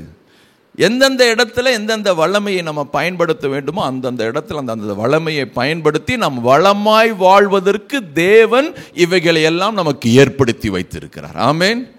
இந்த இடத்துல பாருங்க, இஸ்ரவேல் ஜனங்கள் எகிப்தின் அடிமைத்தனத்தில் 40 வருடம் இருந்தாங்க. இப்போ அங்கிருந்து கர்த்தர் தம்முடைய ஓங்கிய கரத்தினால, பலத்த புயத்தினால அவர் அங்கிருந்து வெளியே கொண்டு வர திட்டமிட்டார். எகிப்து தேசத்திற்கு 10 வாதைகள் செய்யாததை இந்த பஸ்காவின் ரத்தம் செய்து முடித்தது. ஆமென். 10 வாதைகள் மத்தியிலும் பார்வோனுடைய இருதயம் என்ன ஆயிடுச்சு? கடினப்படுத்துது. அனுப்ப மாட்டேங்க, அனுப்புறங்கிறான், அனுப்ப மாட்டேங்கிறான். மனசு மாத்திக்கிறார். அவர் தண்ணி பார்ட்டி ஆட்டாக்குது. சாயந்தரமான ஒரு புத்தி வெடிஞ்சா ஒரு புத்தி பாரு. சரி அப்பா இந்த டைம் நீங்க போங்கப்பா அப்படிங்கிறாரு. இல்ல நீங்க சோம்பேறிங்க, இவங்களுக்கெல்லாம் வேலை பளு கூட்டுங்கப்பா அப்படின்னு சொல்லி அதை இதையும் மாற்றி மாற்றி பேசி அப்படியே காலம் தாழ்த்திட்டே இருக்கிறாங்க. ஆனால் ஆதீனத்தில் ஆளுகை செய்கிற தேவன் அற்புத விதமாய் ஓங்கிய கரத்தினால புயத்தினால ஜனங்களை அடிமைத்தனத்திலிருந்து வெளியே கொண்டு வரார். அதற்கு அடையாளமாய் கர்த்தர் பஸ்காவை புசிக்க சொல்லுகிறார். ஆமென். பஸ்கா என்று நாம நினைவு கூறும் பொழுதெல்லாம் இயேசுவின் இரத்தத்தையும் பிற்கப்பட்ட அவருடைய சரீரத்தையும் நினைவு கூறாமல் இருக்க வேண்டாம். ஆமென். பஸ்கா என்றாலே நமக்கு நினைவு கூறுவது இயேசுவின் வல்லமையுள்ள இரத்தம். ஆமென். சத்தமா ஆமென் சொல்லுங்க பார்க்கலாம். இங்க பாருங்க, நீங்கள் இருக்கும் வீடுகளில் அந்த இரத்தம் உங்களுக்கு அடையாளமாக இருக்கட்டும். உங்க மேல ஒரு அடையாளத்தை பரலோக தேவன் வைத்திருக்கிறார். பழைய ஏற்பாட்டில் வீடுகளின் மேல அந்த இரத்தம் பூசப்பட்டது. புதிய உடன்படிக்கையின் இரத்தமாகிய வெளியேற பெற்ற இயேசுவின் இரத்தம் உங்க மேல என் மேல பூசப்பட்டு இருக்கிறது. ஆமென். உங்க மேல இயேசுவின் இரத்தம் அடையாளமாக இருக்கிறது. ஆமென் சொல்லுங்க பார்க்கலாம். பாருங்க, வேறு விதத்தில் சொல்ல போனா உங்க மேல இயேசுவின் இரத்த முத்திரை சீல் இருக்குது. இது பரலோக அந்த தேவனுடைய அந்த சீல் அப்படி குத்தப்பட்டிருக்குது. நீங்க யார்? நீங்க வேறு பிரிக்கப்பட்டவர்கள். நீங்க யார்? உலகத்துக்குரியவர்கள் அல்ல. நீங்கள் யார்? என்னுடைய பிள்ளை, சர்வ வல்ல தேவனுடைய குமாரன் குமாரத்து என்று இரத்த முத்திரை உங்க மேல என் மேல இருக்கிறது. இதான் புதிய உடன்படிக்கையின் ஆசீர்வாதம். ஒவ்வொரு முறை இயேசுவின் இரத்தத்தை நினைவு கூறும் பொழுதெல்லாம் அந்த இரத்தத்தின் வல்லமையை இருதயத்தில் விசுவாசித்து வாயில பேசுங்க. இரத்தத்தை குறித்து சொல்லப்படுகிற பாடல்களை அதிகமாய் பாடி ஆண்டவருக்கு நன்றி செலுத்துங்க. எனக்கு தெரிஞ்சு நான் சின்ன வயசுலேருந்து ஒரு பாட்டு பாடினாவே உள்ளம் புல்லரிக்கும். என்ன பாட்டு தெரியுங்களா? வல்லமை உண்டு உண்டு அற்புத வல்லமை இயேசுவின் இரத்தத்தால். அந்த பாட்டு பாடினாவே கைகாலெல்லாம் ஜம்ப் அடிக்கும். வல்லமை உண்டு உண்டு உண்டுன்னு சொல்லி ஏதாவது ஒரு பேய் வந்து ஆடுனாலும் சரி இந்த பாட்டு தான் பாடுவோம். அபிஷேகத்தில் நிறைஞ்சாலும் எந்த பாட்டு தான்? இந்த பாட்டு தான். எது ஆடுதுன்னு தெரியாது. இந்த பக்கம் வேற ஆட்டம் ஆடுது, அந்த பக்கம் வேற ஆட்டம் ஆடுது, ஏதோ ஒரு ஆட்டம் ஆடுதுன்னு சொல்லி எங்களுக்கு அந்த பாட்டு போட்டாவே உள்ள என்ன பண்ணும்? சின்ன வயசுல உடனே வந்து முன்னாடி நின்று கையை தட்டி உற்சாகமோ உச்ச சுதியில பாடுவோம். நான் உங்களுக்கு சொல்லுகிறேன், அப்போல்லாம் ரத்தத்தின் வல்லமை தெரியாமையே பாடிட்டு இருந்தோம். ஆனால் வேதத்தை படிக்க படிக்க அந்த இரத்தத்தின் மாண்பு, இந்த இரத்தத்தின் வல்லமை, இந்த இரத்தத்தின் விசேஷம், இந்த இரத்தத்தின் மேன்மையை பார்க்கும் பொழுது உள்ளம் புள்ளிருதுங்க.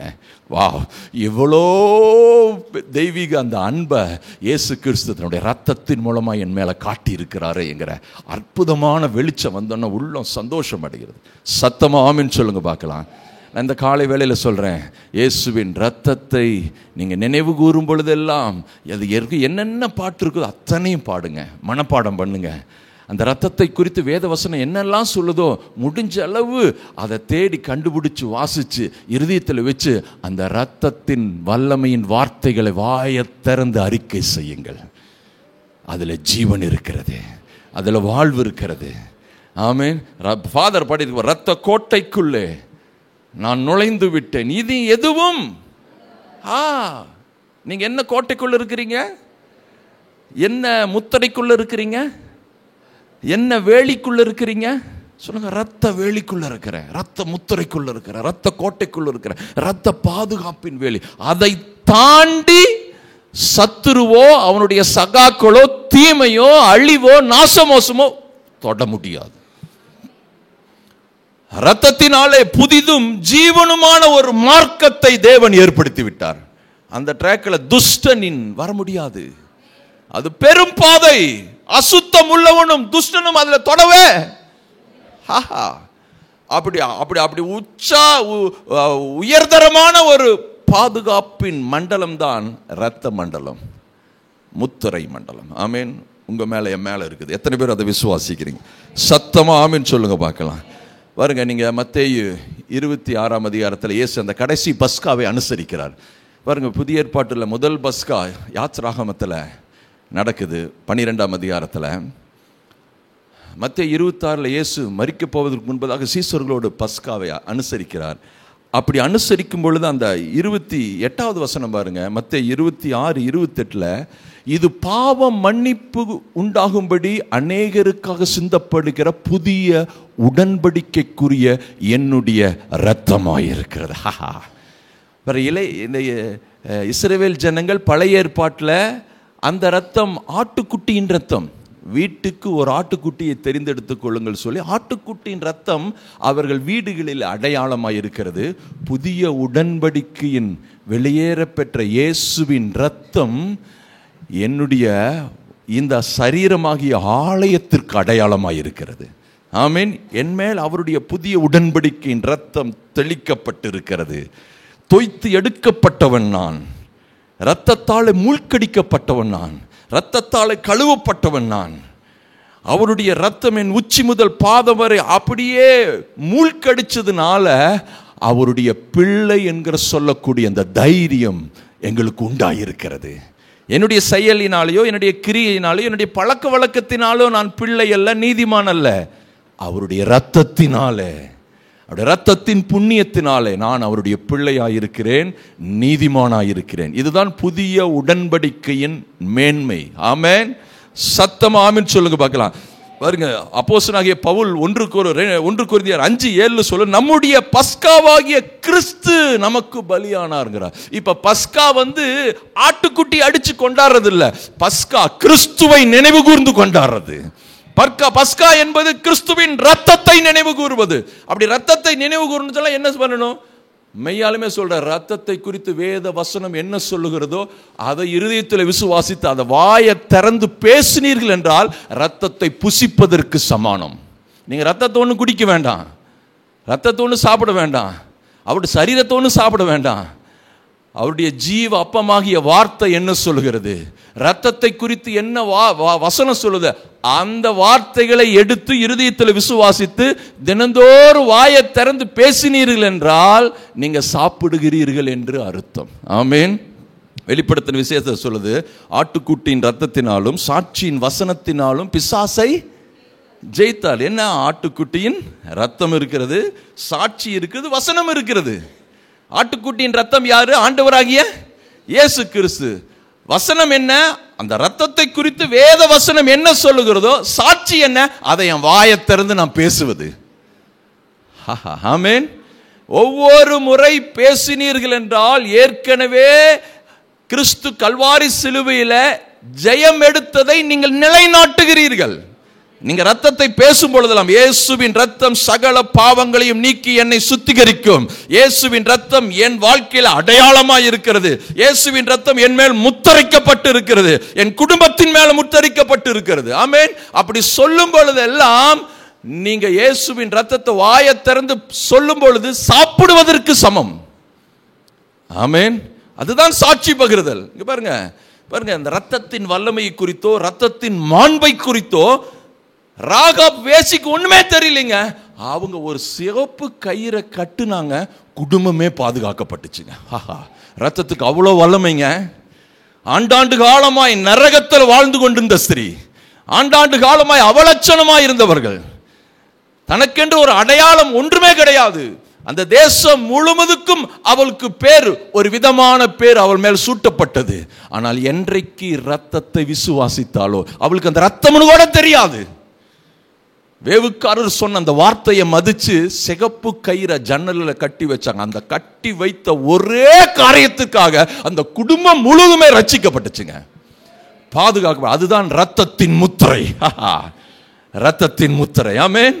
உங்க மேல, உங்க குடும்பத்தின் மேல ரத்தத்தின் முத்திரை இருக்கிறது. எத்தனை பேர் விசுவாசிக்கிறீங்க? சத்தமாமேன் சொல்லுங்க பார்க்கலாம். சத்தமாமேன் சொல்லுங்க பார்க்கலாம். இயேசுவின் ரத்த முத்திரை என் மேல் இருக்கிறது. இயேசு கிறிஸ்துவின் ரத்தம் ஜெயம் என் மேல் இருக்கிறது. இயேசுவின் ரத்த கோட்டைக்குள்ள நானும் என் கூடாரமும் என் சபை பிள்ளைகளும் இருக்கிறோம். அதை தாண்டி ஒரு தீங்கும் அணுக சத்தமா ஆமேன் சொல்லாமே. ஆமேன். இங்க பாருங்க, இந்த ரத்தத்தை குறித்து நம்ம புரிஞ்சுக்கிறது ரொம்ப அவசியம். இயேசு எனக்காக ரத்தத்தை சிந்தி ஜீவனை விட்டு எனக்கு ஒரு மீட்பை ஏற்படுத்தி கொடுத்தாருன்னு சொன்னால், எந்த விதத்தில் அவர் நமக்கு இரத்தத்தை விளைக்கரையமாய் கொடுத்து நமக்கு மீட்பை ஏற்படுத்தினார் என்று வேத வசனத்திலிருந்து நீங்கள் பார்த்துக்கிட்டிங்கன்னா, அந்த இரத்தத்தை நினைவு கூறும் பொழுதெல்லாம் அதை விசுவாசத்தோடு சொல்லுவதற்கு மிகுந்த பிரயோஜனமாக இருக்கும். ஆமேன். பாருங்க, வேத வசனம் சொல்லி ஏன் நமக்காக இயேசு பாடுபட்டார், ஏன் அவர் ரத்தத்தை சிந்தி தான் மீட்கணுமா? அங்கிருந்து ஒரு வார்த்தை சொன்னால் செய்ய முடியாதா? மேலேருந்து ஒரு தூதன் அனுப்பி ஒரே இரவில் 185,000 ஜனங்களை அசீரியர்களை கொண்டு போட்டாங்கல்ல, அது மாதிரி ஏதாவது ஒரு காரியத்தை செஞ்சு ஒரு மீட்பை ஏற்படுத்த முடியாதா? ஏன் ரத்தம் சிந்தப்படணும், ஏன் அவர் மரிக்கணும்?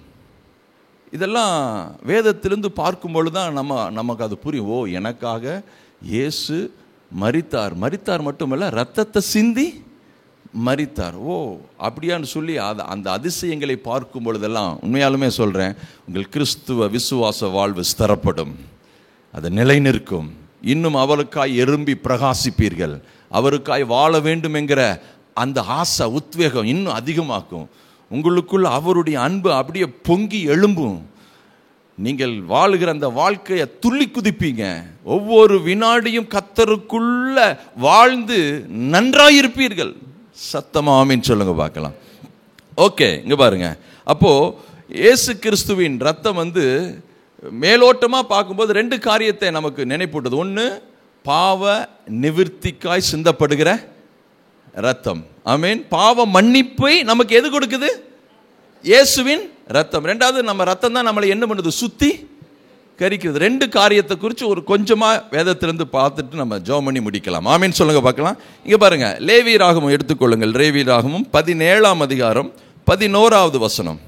மாம்சத்தின் உயிர் இரத்தத்தில் இருக்கிறது, நான் அதை உங்களுக்காக பலிபீடத்தின் மேல் உங்கள் ஆத்துமாக்களுக்காக பாவ நிவிர்த்தி செய்யும்படிக்கு கட்டளையிட்டேன். ஆத்துமாவிற்காக பாவ நிவிர்த்தி செய்கிறது இரத்தமே.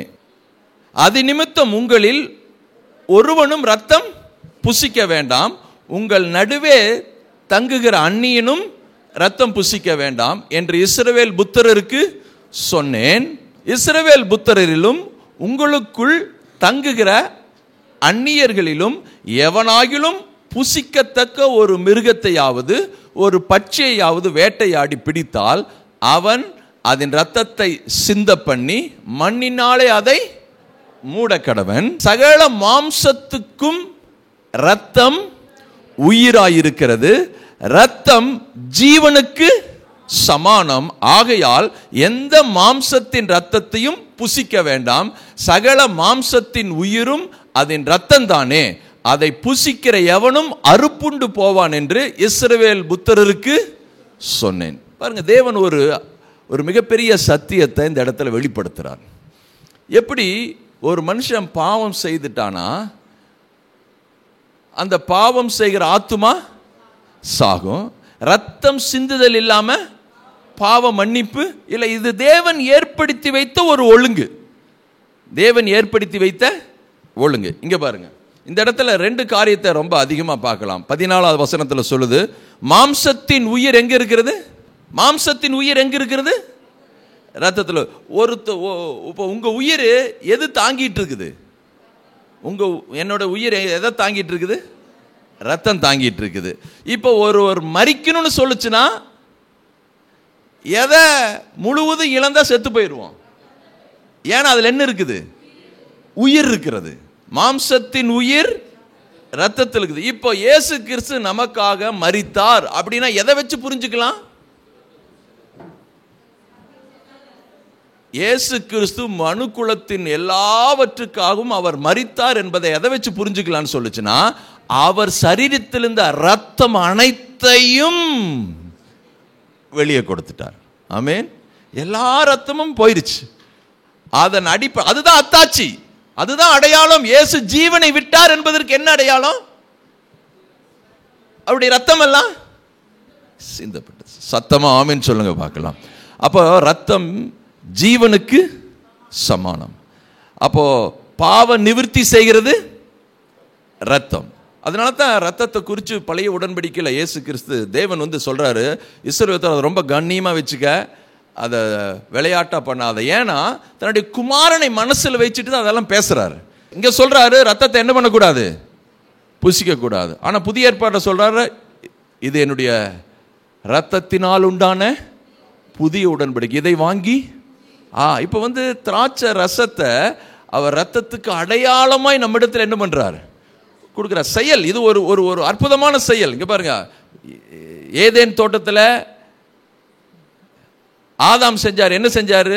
இந்த கனியை தேவன் சொன்னார் இந்த கனியை சாப்பிடக்கூடாது. அவன் என்ன பண்ணிட்டாரு? அந்த கனியை பறிச்சு சாப்பிட்டாரு. அந்த கனியில் ஏதாவது விஷயம் இருக்குதா? கிடையாது. அந்த கனியை சாப்பிடக்கூடாதுன்னு சொன்னார் பாருங்க, அந்த தேவனுடைய வார்த்தையில விஷயம் இருக்குது. அந்த வார்த்தைக்கு நான் கீழ்ப்படுகிறேன் என்பதற்கு எது வரைக்கும்? அந்த கனியை தொடாத வரைக்கும். அப்ப அந்த கனி ஒரு செயல் தான், அதுக்கு பின்னால தேவன் சொன்ன வார்த்தையினுடைய மீறுதல் இருக்கிறது, கீழ்ப்படியாமை இருக்கிறது. ஆமென். இப்ப இதை நான் புசிக்கும் பொழுது இது ஒரு ஜூஸ் தான், இதுக்கு பின்னால இயேசுவின் ரத்தத்தின் வல்லமை இருக்கிறது, அவருடைய ரத்த முத்திரை இருக்கிறது. ஆமென். அதை நினைவு கூர்ந்து நாம் இதை அனுசரிக்கிறோம்.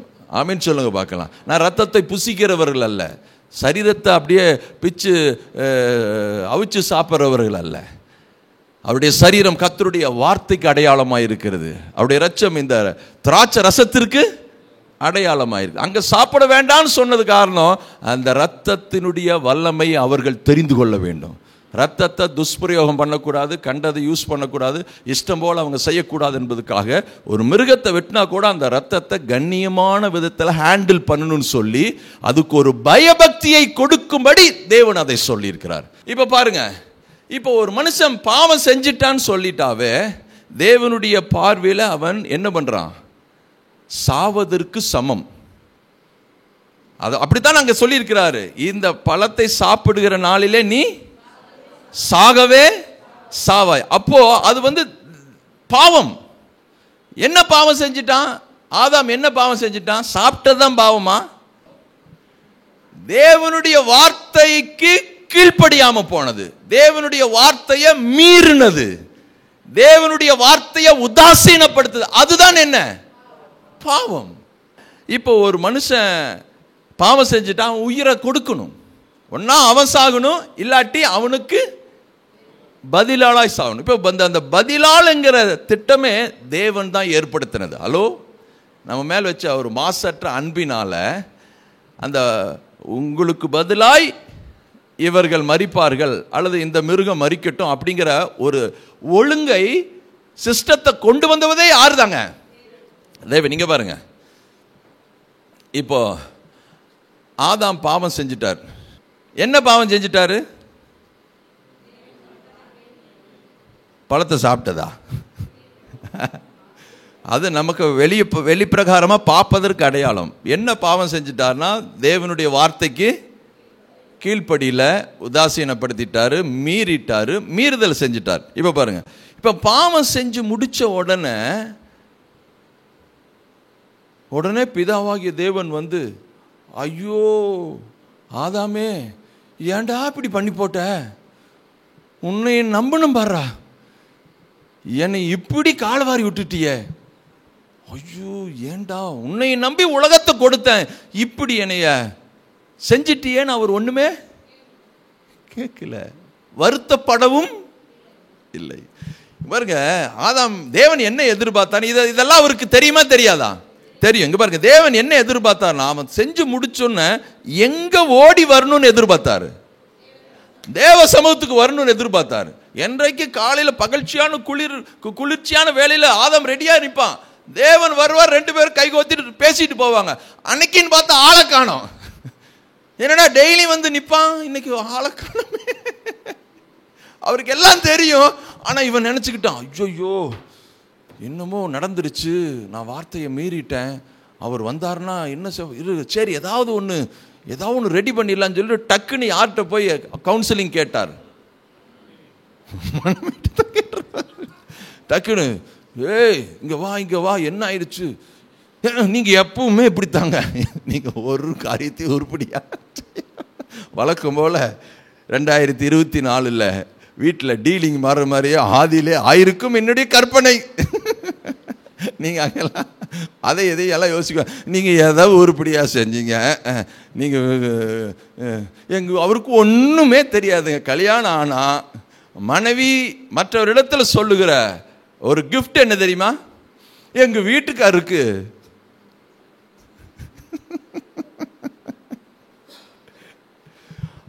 அப்படி ஆதாம் ஏவாளுக்கும் பஞ்சாயத்து ஆனோன்னா ஏவாள் ஐடியா சொல்லியிருப்பா, ஓ நீ சும்மா இப்படி இப்படின்ட்டு இருக்காதுங்க பாரு, இலை எல்லாம் இருக்குது, டக்குன்னு அதை எடுத்து ரெடி பண்ணிடு அப்படின்னு சொன்ன, டக்குன்னு இலையெல்லாம் எடுத்து 2 பேரும் ரெடி பண்ணிட்டு இருக்கும்போது தேவன் அங்கிருந்து கூப்பிட ஆரம்பிச்சிட்டார். டே என்ன லேட் ஆகுது, ஆளை காணோம், ஆதாமே நீ எங்க இருக்கிற? ஆண்டவரே உம்முடைய சமூகத்துக்குள்ள நான் பயந்து நிர்வாணியாய் இருப்பதனால ஒளிஞ்சுக்கிட்டாங்க.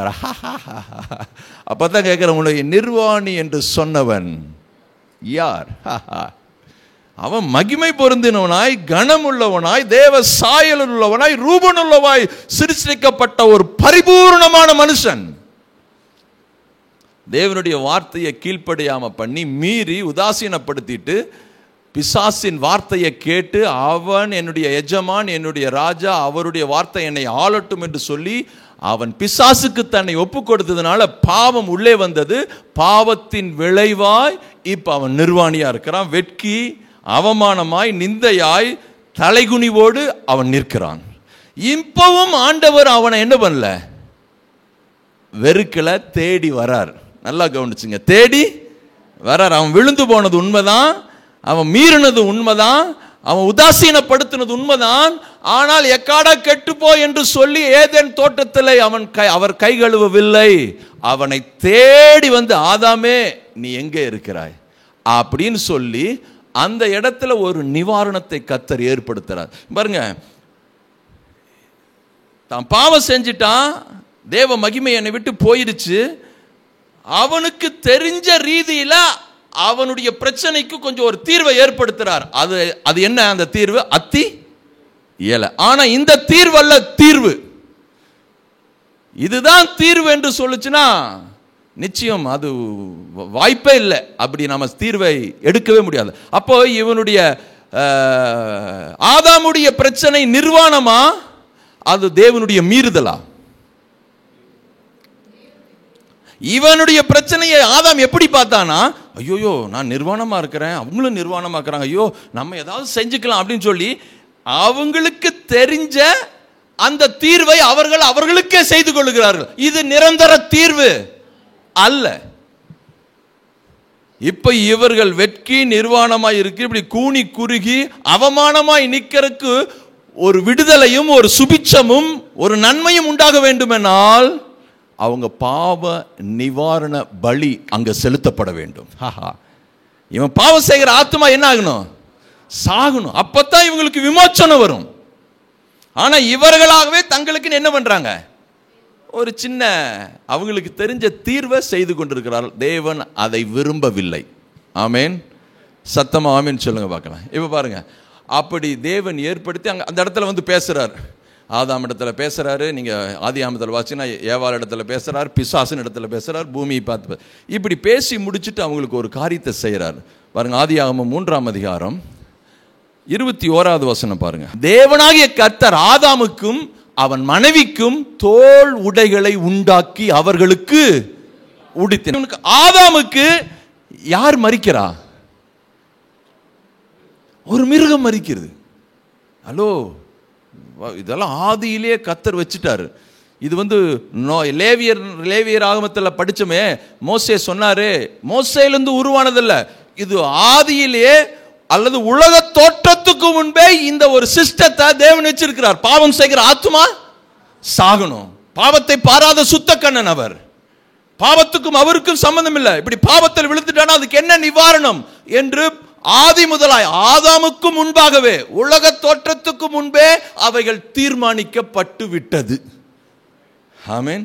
அது அந்தந்த காலகட்டத்தில் தேவன் அதை வெளிப்படுத்துகிறார். அப்ப இப்படித்தான் இருக்கணும், இப்படித்தான் இருக்கணும், இப்படியெல்லாம் சட்டத்தை ஒழுங்குபடுத்து, இப்படியெல்லாம் பிரமாணங்களை வச்சு அதை காத்துக்கொள்ள பாரு, நாளொன்று வரும் இந்த பிரமாணத்தின் நிறைவேறுதலாய் தன்னுடைய ஒரே பேரான குமாரனை பூமிக்கு நான் அனுப்புவேன்கிறார்.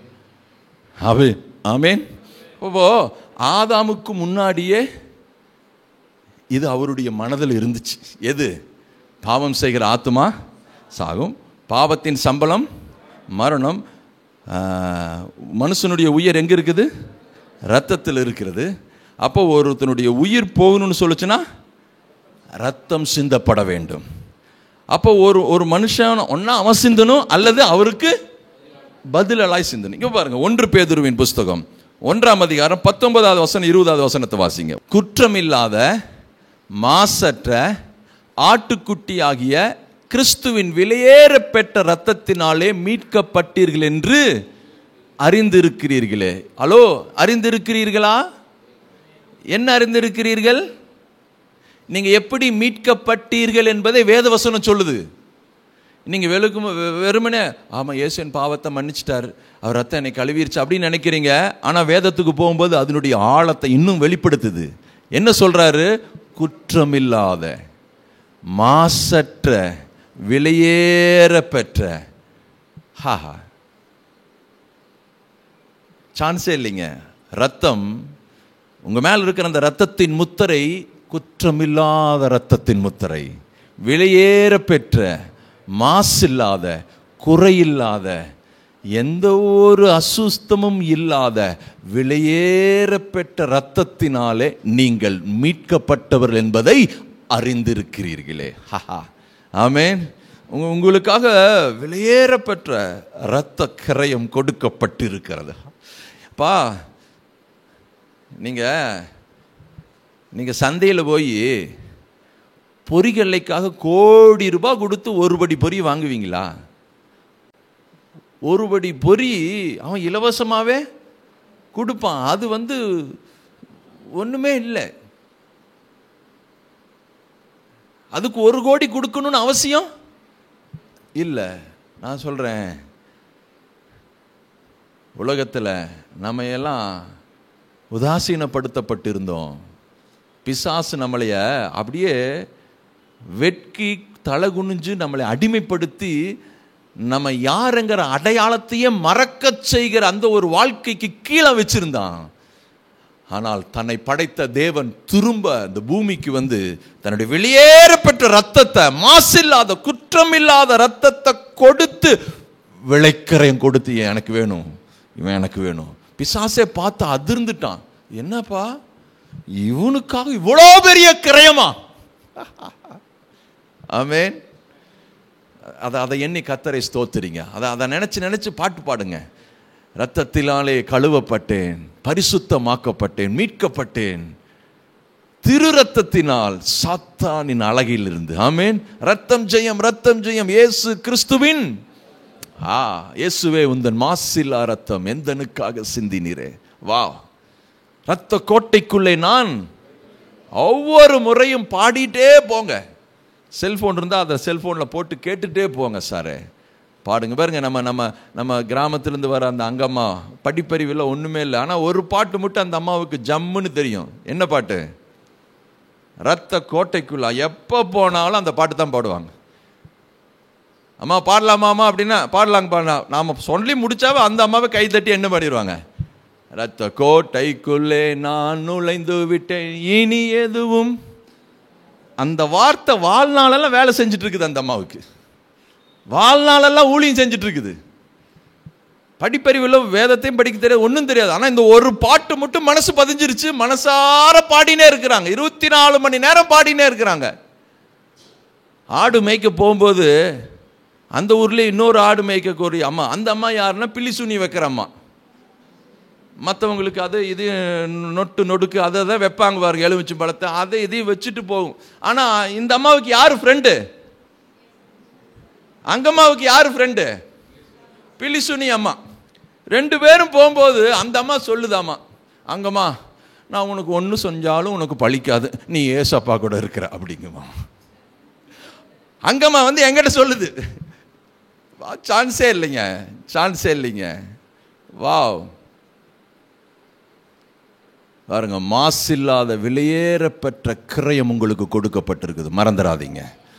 சும்மா நீங்கள் உங்களுக்கு ஒரு வெளியேற பெற்ற கிரயம் கொடுக்கப்பட்டுச்சுன்னா நீங்க வெளியேற பெற்றவர் என்பதை காட்டுவதற்காகவே கொடுக்கப்பட்டுச்சு. நீங்க தரம் குறைந்தவர்கள், கொஞ்சம் அப்படியே காசு கொடுத்து என்னமோ தப்பி தேடி பொழைச்சு போ அப்படின்னு சொல்லி உங்களை அப்படியே போகிறதுக்காக வைக்கல. உலகமும் பிசாசும் அப்படி உங்களை வச்சிருந்துச்சு.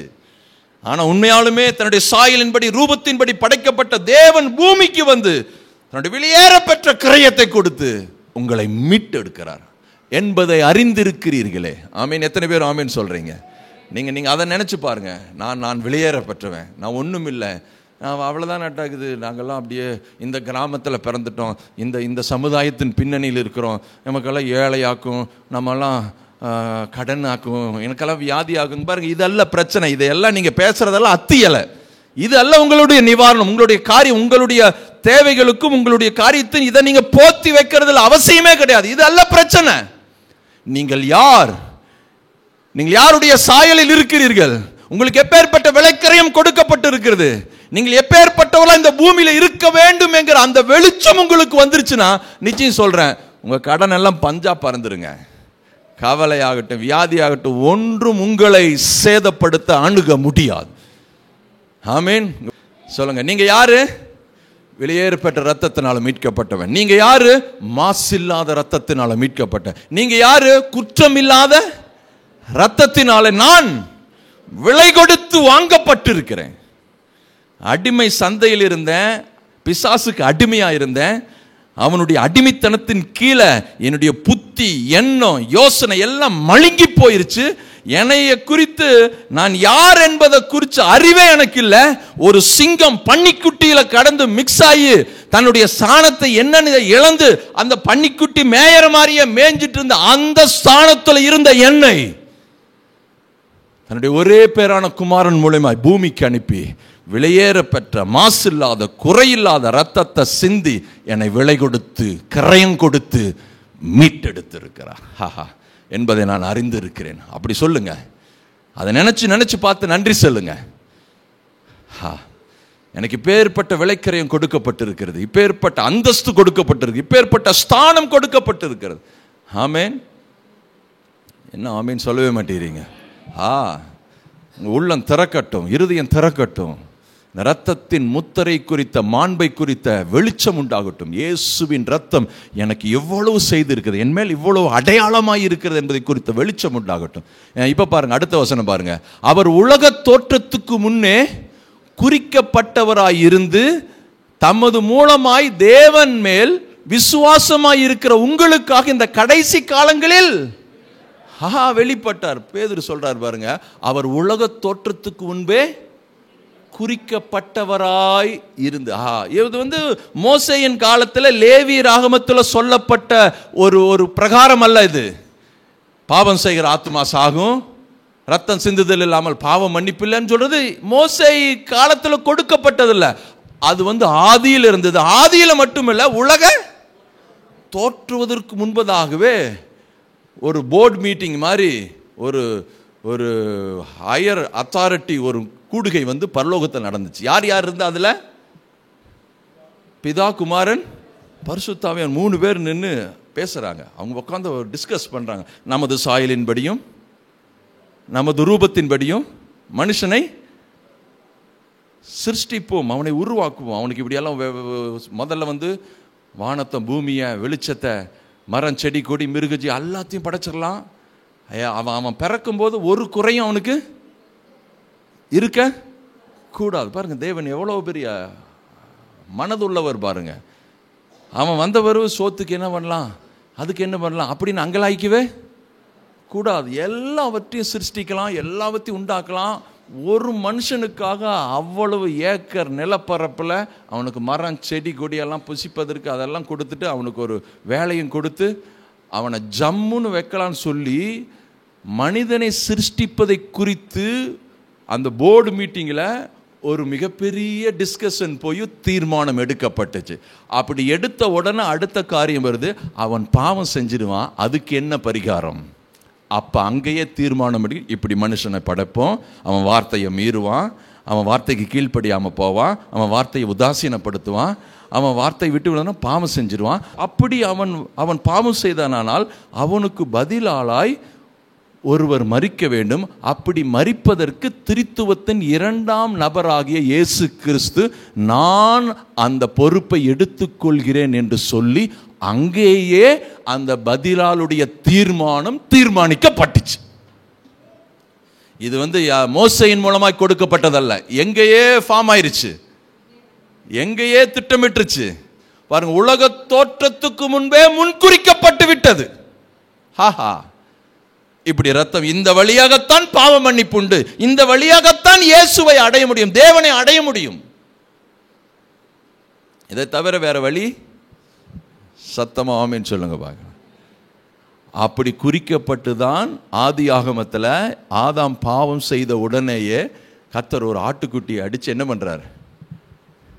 அவனுக்கு தோல் உடையை கொடுக்கிறார். சத்தமா ஆமென் சொல்லுங்க. அது ரத்தத்தினால் தோய்க்கப்பட்ட தோல் உடை. நல்லா கவனிச்சிங்க. ஆமென்.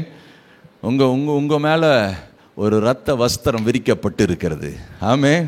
மேல் கர்த்தருடைய மகிமையின் இரத்த வஸ்திரம் அப்படியே நம்மை மூழ்கி இருக்கிறது. எத்தனை பேர் அவருடைய ரத்தத்தினால தோய்த்தெடுக்கப்பட்டு இருக்கிறீர்கள்? கழுவப்பட்டு இருக்கிறீர்களா? சுத்திகரிக்கப்பட்டு இருக்கிறீர்களா? உங்க ரத்தத்தினால மூழ்கி இருக்கிறீர்களா?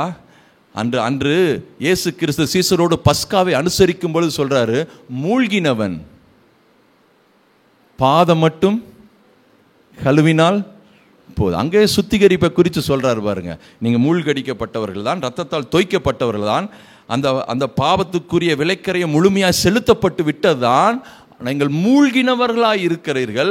ஆனாலும் இந்த உலகத்தில் வாழ்றதுனால இந்த உலகத்தினுடைய பாவங்களும் அசுத்தங்களும் நம்முடைய மனசை, நம்முடைய எண்ணத்தை, நம்முடைய யோசனைகளை கரப்படுத்த பார்க்குது, அசூசிப்படுத்த பார்க்குது. நமக்கு அதை அப்படியே அழிக்க பார்க்குது. நமக்குள்ள அது மாசு கொடுக்கிறது. நம்ம எப்படி ஒரு வீட்டை நீங்கள் இந்த இடத்த வச்சுக்கிட்டு நம்ம சர்ச் இருக்குது, கதவெல்லாம் சாத்திட்டு தான் போகிறோம். ஆனால் போயிட்டு வந்தால் என்ன இருக்குது? குப்பை இருக்குது, மாசு படிஞ்சிருது. அதை நம்ம என்ன பண்ணுறோம்? டெய்லியும் கூட்டுறோம். ஆமேன். அப்போ இந்த உலகத்தில் வாழ்கிறோம், நம்ம மீட்கப்பட்டவர்கள் தான். நம்முடைய ஆவி பரிசுத்தமாக இருக்கிறது, நம்முடைய ஆவியில் தேவத்துவத்தின் பரிபூர்ணமெல்லாம் இருக்குது. ஆனாலும் இந்த பூமியில் வாழதுனால தினந்தோறும் நம்ம அசுத்தம் நம்மளை மோதியடிக்க பார்க்குது, நம்மளை அப்படியே விளைச்செய்யலான்னு பார்க்குது, நம்மளை அப்படியே மூழ்கடிக்கலான்னு பார்க்குது. இல்லை இல்லை இல்லை இல்லை இல்லை, நான் மீட்கப்பட்டவன், ரத்தத்தால் கழுவப்பட்டவன், என் மேல் ரத்த வஸ்திரம் இருக்கிறது, என் மேல ரத்த முத்திரை இருக்கிறது, ரத்த கோட்டைக்குள்ள. அது எனக்கு அடையாளமாய் நான் அதற்குள்ள பத்திரமாய் இருக்கிறேன். இனி தீங்கு என்னை அணுகாது என்று எதிர்த்து நிற்கும் பொழுதெல்லாம் அவன் பாதம் கழுவுறான் என்று அர்த்தம். ஆமென். மூழ்கினவன் பாதம் கழுவினால் எத்தனை பேர் ஆமென் சொல்றீங்க? நீங்க மூழ்கினவன் என்பதை மறக்க செய்வதுதான் பிசாசுனுடைய தந்திரம். என்னப்பா நீ மூழ்கினவன் என்று சொன்னா நீ அப்படி வாழ்றிய, அப்படி யோசிக்கிறேய, அப்படி சிந்திக்கிறேய? இல்ல இல்ல, நான் மூழ்கினவன் தான். என் மேல அவர் எப்படி ஆதாமின் மேல அந்த ஆட்டு வஸ்திரம் தோல் போத்தப்பட்டுச்சோ அதுபோல என் மேல கல்வாரின் மூலமாய் வெளியேறப்பெற்ற மாசு இல்லாத குற்றமில்லாத ரத்தம் போத்தப்பட்டு இருக்கிறது. நான் மூழ்கினவன், இரத்தத்தால மறைக்கப்பட்டவன். என் உச்சி முதல் பாதம் வரை இரத்தத்தால் நான் மூழ்கி இருக்கிறேன். இந்த உலகத்தில் வாழ்றேன். அப்பப்போ ஏதாவது ஒன்று நம்மளை டிஸ்டர்ப் பண்ணுது, ஆனால் அதை உதறி தள்ளுகிறேன். ஒவ்வொரு முறையும் தொந்தரவு வரும்போது நான் நீதிமான், கர்த்தருடைய பிள்ளை, அவருடைய இரத்தத்தால் கழுவப்பட்டேன், அவருடைய பாதுகாப்புக்குள் இருக்கிறேன். ஆமேன். சத்தமா ஆமேன் சொல்லுங்க பார்க்கலாம். சத்தமா ஆமேன் சொல்லுங்க பார்க்கலாம். அப்போ ஆதாமுக்கு அப்படி ஒரு நிவாரணம் இருந்தது. இப்போ பாருங்க, இதை தொன்று தொட்டு யார்கிட்ட சொல்லணும்? தன்னுடைய பிள்ளைகளுக்கு சொல்லிக் கொடுக்கணும். அப்போ ஆதாமுக்கு எத்தனை பிள்ளைகள்? ஆதாமுக்கு 2 பிள்ளைகள் இருந்தாங்க. ஓகே, ஒன்று காயின், ஆபேல். இப்போ பாருங்க, அவர்கள் வளர்கிறார்கள். அதுக்கப்புறம் நிறைய குழந்தைகள் பிறந்தார்கள். அதில் நமக்கு பதிவுகள் இல்லை. நிறைய குமாரர்கள் குமாரத்திகள் இருந்தாங்க. ஆனால் இன்னொரு பதிவு தான் சேத்து. இந்த ஆபேல் செத்ததுக்கு அப்புறம் சேத்துன்னு ஒரு குமார், அதன் மூலமாக கர்த்தர் தன் சந்ததியை ட்ராக் பண்ணுறாரு. ஓகே, இப்போ அவனுக்கு 2 பிள்ளைங்க வந்துட்டாங்க. 2 பேர் பிள்ளையோட பேர் என்ன?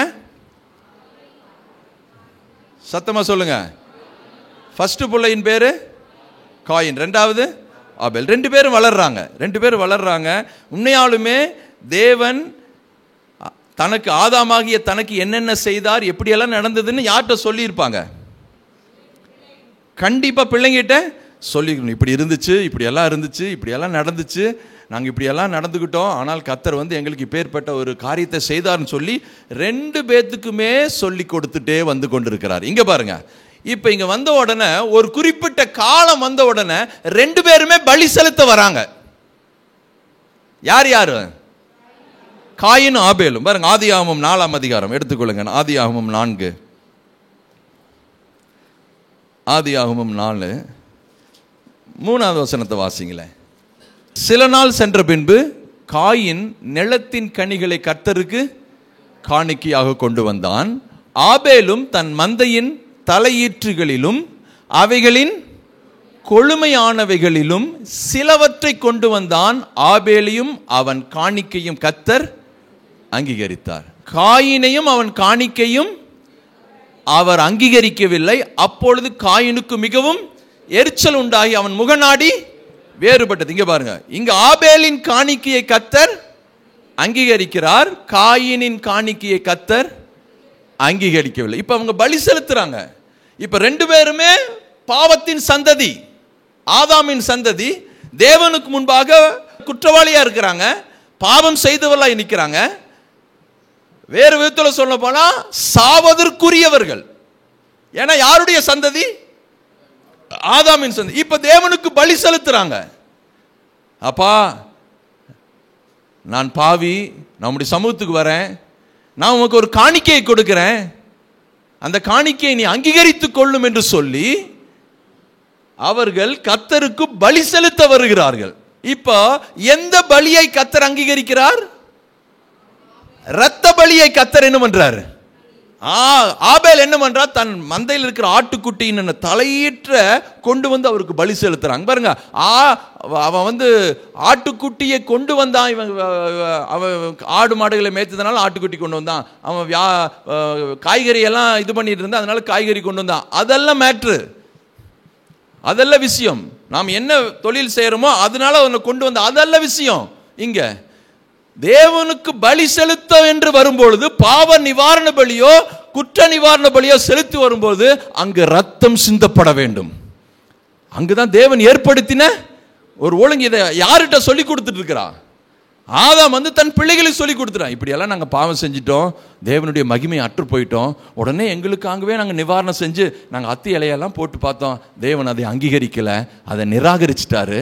அவர் எங்களுக்காக ஒரு நிவாரணத்தை, ஒரு ஆட்டுக்குட்டியை, குற்றம் இல்லாத எந்த மாசு இல்லாத ஒரு ஆட்டுக்குட்டி அடித்து அந்த தோலை எடுத்து எங்களுக்கு போத்தினாரு.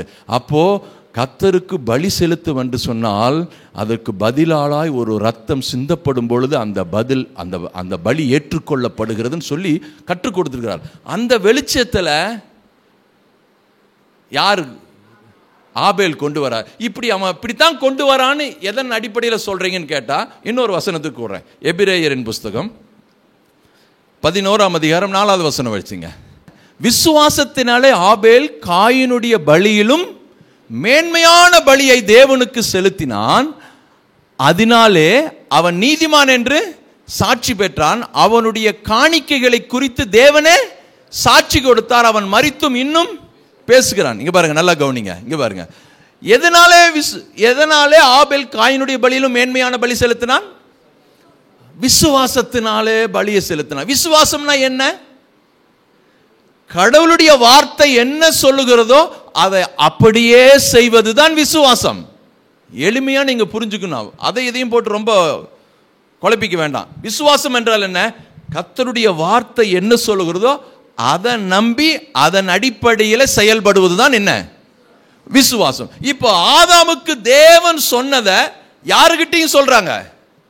தன்னுடைய 2 பிள்ளைகிட்டையும் சொல்றாங்க. காயின்கிட்டையும் சொல்றாரு, ஆபேல்கிட்டையும் சொல்றாரு. இது கர்த்தருடைய வார்த்தையப்பா, கர்த்தர் இப்படித்தான் செஞ்சாரு, இந்த சிஸ்டத்தின் அடிப்படையில் போனா தான் அவர் அங்கீகரிக்கிறாரு, இல்லைன்னு சொல்லிச்சுன்னா அவர் அங்கீகரிக்க மாட்டார் என்று சொல்லி கர்த்தருடைய வார்த்தையை 2 பேருக்குமே போதித்திருக்கிறான் ஆதாம். ஆமீன். ஒருவன் அதை ஏற்றுக்கொண்டான், அதை நம்புறான். ஓ, கர்த்தருடைய வார்த்தையா, ஓகே, நான் இதை மதிக்கிறேன், இதை நான் ஏற்றுக்கொள்றேன். அப்ப கர்த்தருடைய சமூகத்துக்கு நான் போகணும்னு சொல்லுச்சுன்னா நான் பாவியா இருக்கிறேன், அவர் சமூகத்துக்கு போக முடியாது. அப்ப எனக்கு பதிலாளாய் ஒன்று ரத்தம் சிந்தப்பட வேண்டும் என்பதற்காக ஆட்டு மந்தைகளில தலையீற்றை கொண்டு வந்து வச்சு பலி செலுத்துறார். ஆபேலையும் அவன் காணிக்கையும். அதாவது ஆபேலுடைய விசுவாசத்தை, அவன் உள்ளத்தை பார்க்கிறாரு. உள்ளத்துல கர்த்தருடைய வார்த்தைக்கு அவன் கனமாய் மதிக்கிறான். தேவனுடைய சிஸ்டம் இப்படித்தான் இருக்குதா, நான் இந்த வழியா தான் தெரிந்தெடுக்கிறேன், அவர் வார்த்தையை நான் நம்புறேன், அதன் அடிப்படையில் என்னுடைய செயலை நான் வைக்கிறேன் என்று சொல்லி அதை விசுவாசித்து கொண்டு வந்து கொடுக்கிறான். கர்த்தர் அவன் விசுவாசத்தை அங்கீகரித்தார். ஆமென். அப்ப ஏன் காயின் அதை அங்கீகரிக்கலனா, இதையெல்லாம் சொன்னாலும் இப்படித்தான் போகணுமா, இதுதான் வழியா, இல்லையே, நான் என் விருப்பம், நான் உழைச்சேன், நான் சம்பாதிச்சேன், நான் இவ்வளோ வேர்வை சிந்தி காரியங்கள் எல்லாம் செஞ்சு இவ்வளோ இது வச்சுருக்கிறேன், ஏன் என்னுடைய காரியத்தை நான் படைச்சிட்டு போகிறேனே, அதை ஏற்றுக்கொள்ளட்டுமே அப்படின்னு சொல்லி தேவனுடைய அந்த பலியை அவன் உதாசீனப்படுத்தினான். வா வா பாருங்க, தேவன் ஒரு சிஸ்டத்தை வச்சிருக்கிறாரா, அந்த வழியாகத்தான் பாவ மன்னிப்பை பெற முடியும்.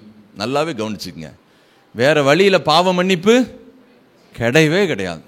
எல்லா வழிகளும் எம்பெருமானைத்தான் அடைகிறதுன்னு சொல்றதெல்லாம் கதைக்கு உதவாது.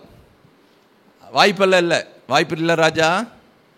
எல்லாருமே சொல்றாங்க, நாங்கள் ஒரு மலை உச்சிக்கு போகணும்னா ஒருத்தர் இந்த பக்கம் ஏறாருங்க, ஒருத்தர் அந்த பக்கம் ஏறாருங்க, எல்லாமே எங்கே தான் வரணுங்க? கிடையாதுங்க. வேதம் சொல்லுகிறது, பிதாவை கண்டடைய வேண்டும் என்றால் இயேசுவே வழி என்று சொல்லுகிறது. இயேசுவே வழி, சத்தியம், அவர் தான் வழின்னு சொல்லுது. அவர் மூலியமா தான் பாவம் மன்னிப்பு கிடைக்கும். அவர் தான் நமக்கு பாவத்துக்கு பரிகாரி, அவர் தான் நமக்கு பதிலால். அவருடைய ரத்தம் தான் கலப்பம் இல்லாத தூய்மையான விலையேற பெற்ற மாசில்லாத ரத்தம். இதன் அடிப்படையில் தான் பிதாவினிடத்தில் சேர முடியுங்கிற ஒரு அவுட்லைனை கர்த்தர் வச்சுட்டார். இதற்கு மாறாய் ஒன்றுமே கிடையாது. நீங்க எந்த ரூபத்தில் எப்படி கங்கணம் கட்டினாலும், எப்படி ஜங்கு ஜங்குன்னு குதிச்சாலும் வழி இல்லை. ஒரே வழி, நானே வழியும் சத்தியமும் ஜீவன். இப்ப காயின் பாருங்க, அதை ஏற்றுக்கொள்ள மனசு இல்லை. நான் என் விருப்பத்தின்படி வரனே, ஏன் எனக்குன்னு சுதந்திரம் இல்லையா, எனக்குன்னு உரிமை இல்லையா? நான் இவ்வளோ மரங்க செடி கொடியெல்லாம் விதைச்சு அதை பாதுகாத்து இவ்வளோ விளைச்சலை கொடுத்துருக்கேன், இந்த விளைச்சலை நான் கொண்டு வரேன் பாருங்க. இந்த விளைச்சலை கொண்டு போய் எல்லாத்துக்கும் கொடுக்கலாம், ஏழைக்கு என்ன வேணா சில நன்மை. நான் தேவன் என்று வரும்பொழுது நான் பாவியாக இப்படி சமூகத்தில் வர்றேன், அதுக்கு என்னை நீர் ஏற்றுக்கொள்ள வேண்டும் என்று சொன்னால் எனக்கு பதிலாளாய் ஒரு ரத்தம் சிந்தப்பட வேண்டும். இந்த காரியத்தை காயின் என்ன பண்ணிட்டான்? ரிஜெக்ட் பண்ணிட்டான். இங்க பாருங்க, ஆதியாமத்துக்கு வாங்க, பாருங்க அந்த இடத்துல ஒரு வசனம் பாருங்க, அடுத்து வரும் பாருங்க. அப்பொழுது கர்த்தர் காயினை நோக்கி, வா பாருங்க எப்படி பேசுறாரு பாருங்க. அவன் எரிச்சல் ஆயிட்டான், அவன் விசுவாசிக்கல. ஆதாம் ஏவாள் அவங்களுக்கு கொடுத்த போதனையை ஒன்ன கூட அவன் கேட்கல. சில பேர் இருப்பாங்க, ஆலயத்தில் தான் இருப்பாங்க, எதை கேட்க மாட்டாங்க, வசனத்தை கேட்க மாட்டாங்க. அங்கே உட்காந்து என்ன நோண்டிட்டு இருப்பாங்க, செல்போன் நோண்டி. நம்ம ஏதாவது சொல்லுச்சுன்னா முகநாடி அப்பவே தெரிஞ்சுக்கலாம் இது என்ன. உள்ளேயே இருப்பாங்க, ஆனால் இருதயத்துக்குள்ள வசனத்தை ஏற்றிக்கிறதுக்கு மனசு இருக்காது.